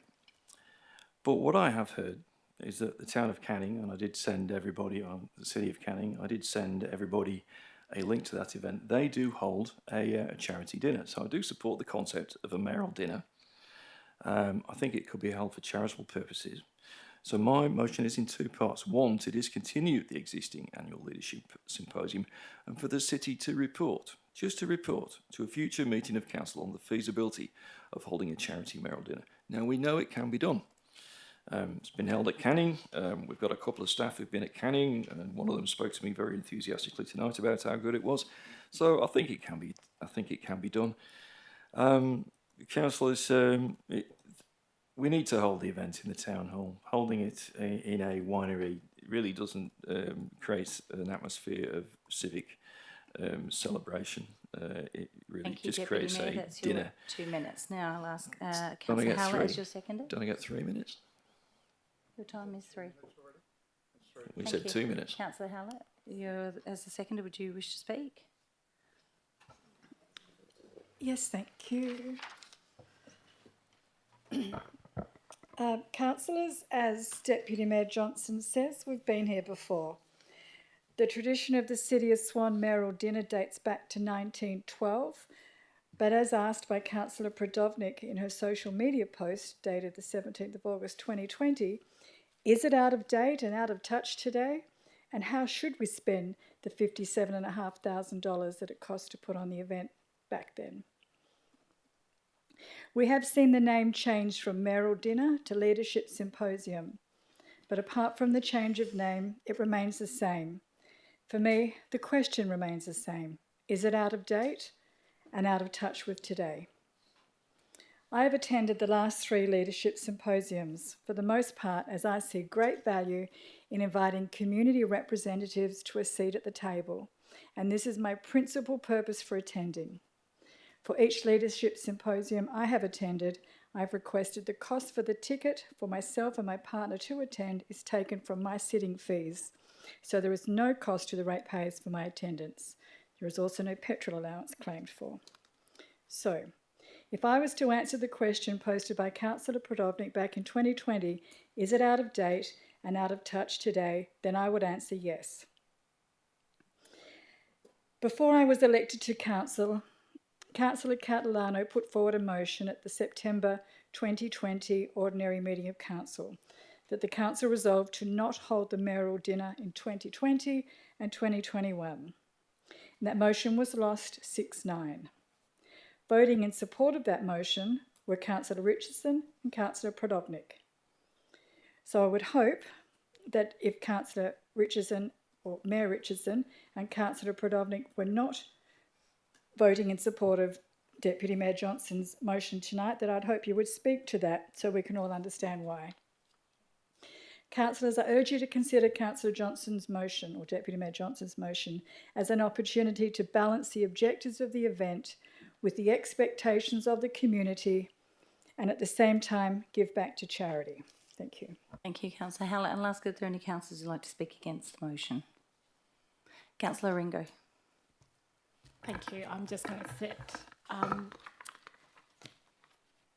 Like I emailed this afternoon about this motion, and in my email to all councillors and staff, I did say that it is a motion that has a bit of a interesting component, or rather a complex component, because when you look at point 1, discontinue holding the city annual leadership symposium, and then you look at point 3, I'm all in for Councillor Johnson bringing in an idea to amend or perhaps to make the leadership symposium better. However, I have an issue with the motion saying to discontinue holding the annual leadership symposium. And also, I heard Councillor Johnson talk about there's been no briefing.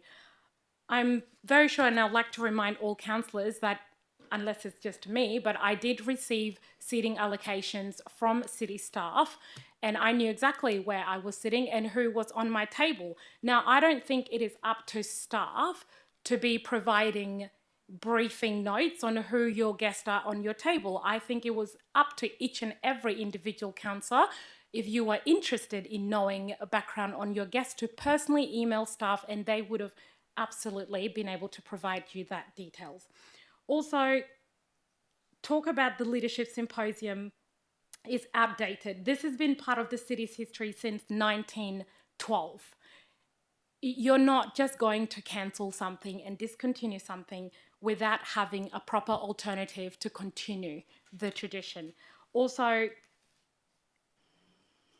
Councillor Hallett spoke about how the leadership symposium, unites community or brings people together.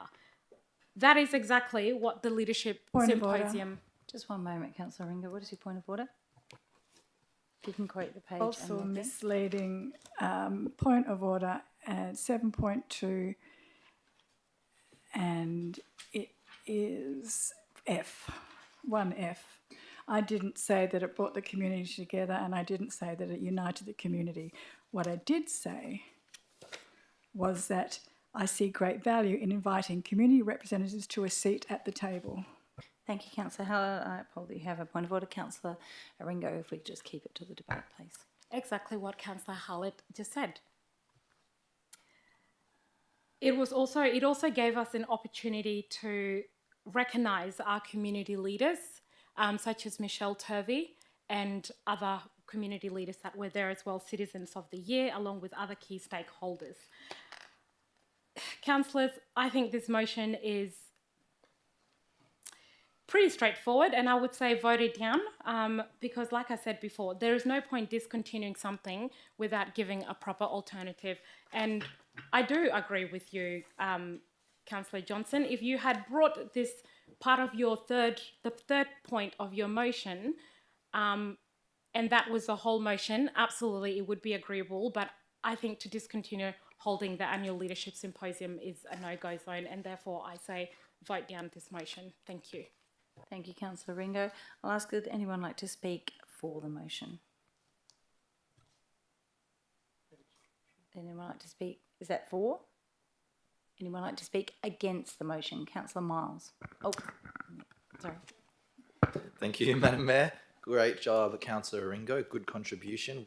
Love having you back in the chamber with us. I think Councillor Deputy Mayor Johnson has a very good heart in his intention with this motion. Obviously, It's very important that we are having a cost-effective event with good outcomes, and that's actually impactful, because this is ratepayer money that's going towards the formerly mayoral dinner, now leadership symposium. I attended, as well as a lot of you here attended, and I think it was a very good night. I think there were certain things that we could have done differently, and that's the beauty of this, is we have really good staff that are receptive to change and have already been making great changes at some citizenship events.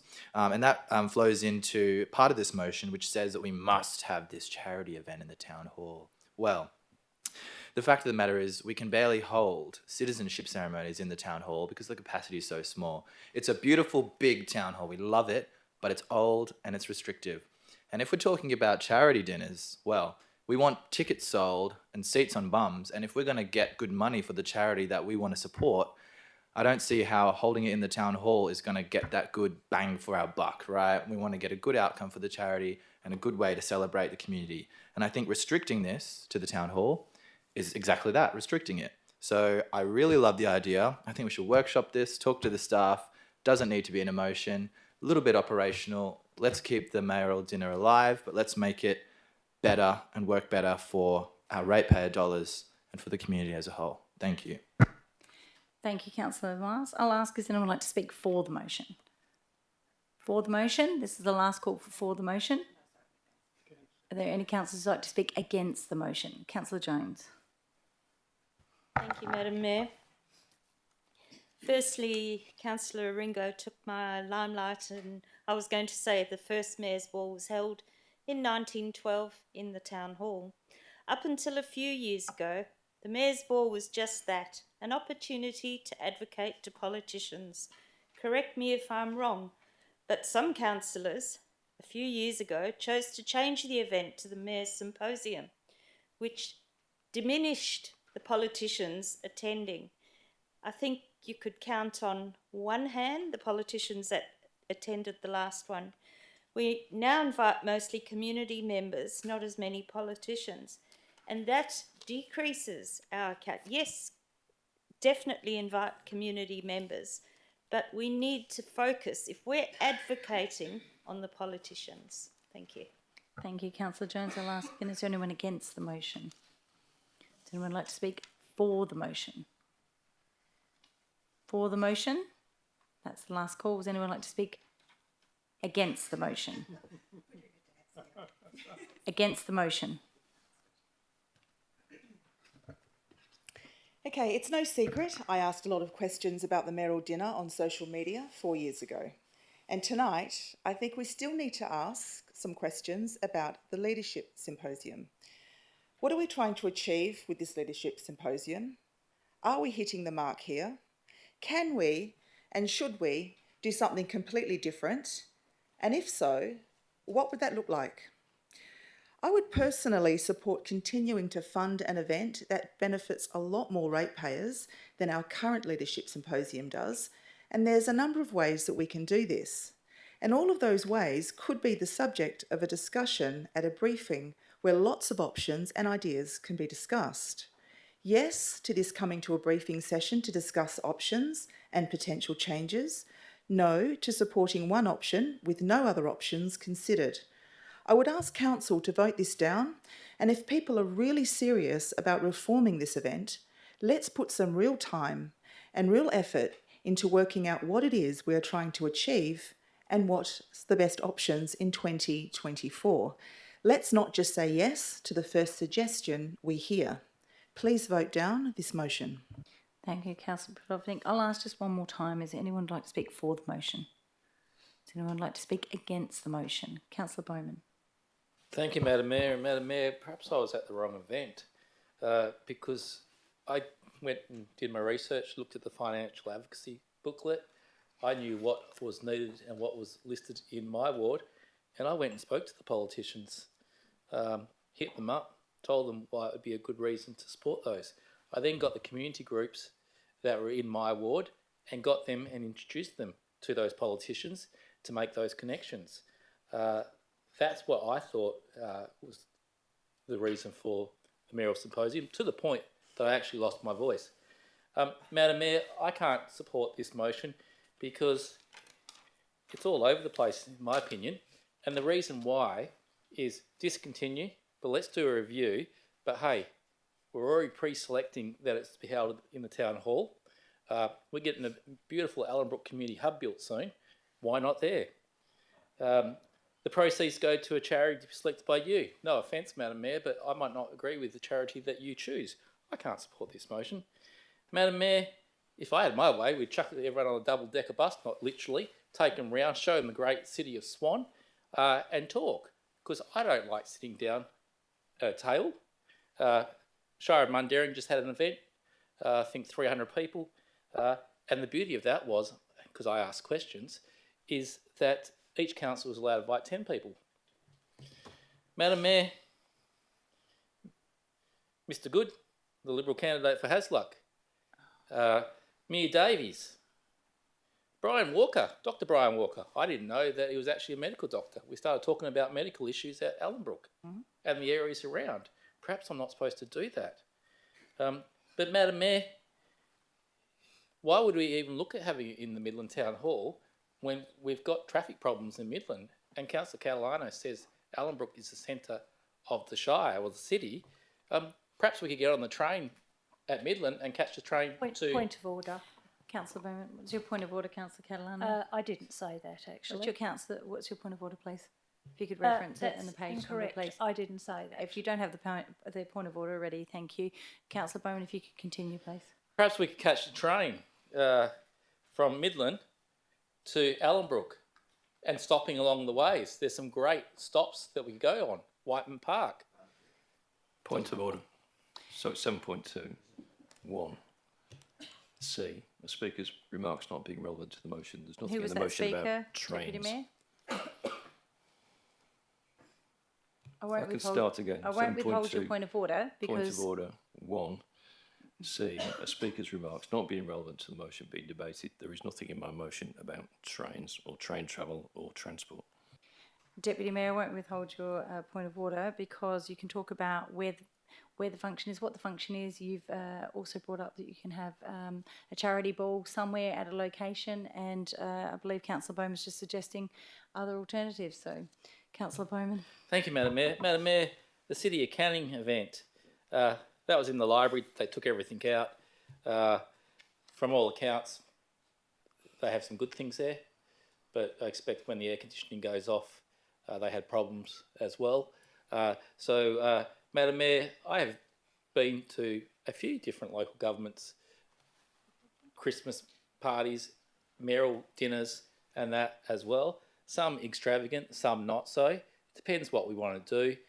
However, totally happy has been suggested that we look at other options, sundowners perhaps. Thank you, Councillor Bowman. That's your 3 minutes. But I'll ask, to be fair, is there anyone else who'd like to speak for the motion? That's the last call for the motion. Does anyone like to speak against the motion? If there's no one else who'd like to speak against the motion, your right of reply. Thank you, Madam Mayor. Look, councillors, Councillor Jones mentioned tradition. It's been going since 1906, but there's also a long tradition of trying to close it down. So this comes up all the time, and there is a strong minority view on council that this event has had its day. I'm fascinated that Councillor Bowman is using it to raise his medical issues with elected members, but I'm sure they... point of order. Deputy Mayor, Councillor Bowman, what's your point of order? That would be 7.21F, factually incorrect. It wasn't elected members, it was actually politicians. Thank you. I'll hold your point of order, Councillor Deputy Mayor. If you could withhold your comments, please. Yeah. So for Councillor Bowman raising his medical issues with what was it, elected members? Is that right? Okay. Point of order, Madam Mayor. 7.21F. I do believe I said before, and I do believe you ruled in my favour that it wasn't elected members, it was the politicians, and yet Councillor Johnson repeated that comment. You did. It's the same thing. Deputy Mayor, can we just keep to the debate, please? Okay, medical issues with politicians. Deputy Mayor. I've corrected myself. So, councillors, our town hall is not old. It is a heritage item. It's something we're proud of. And I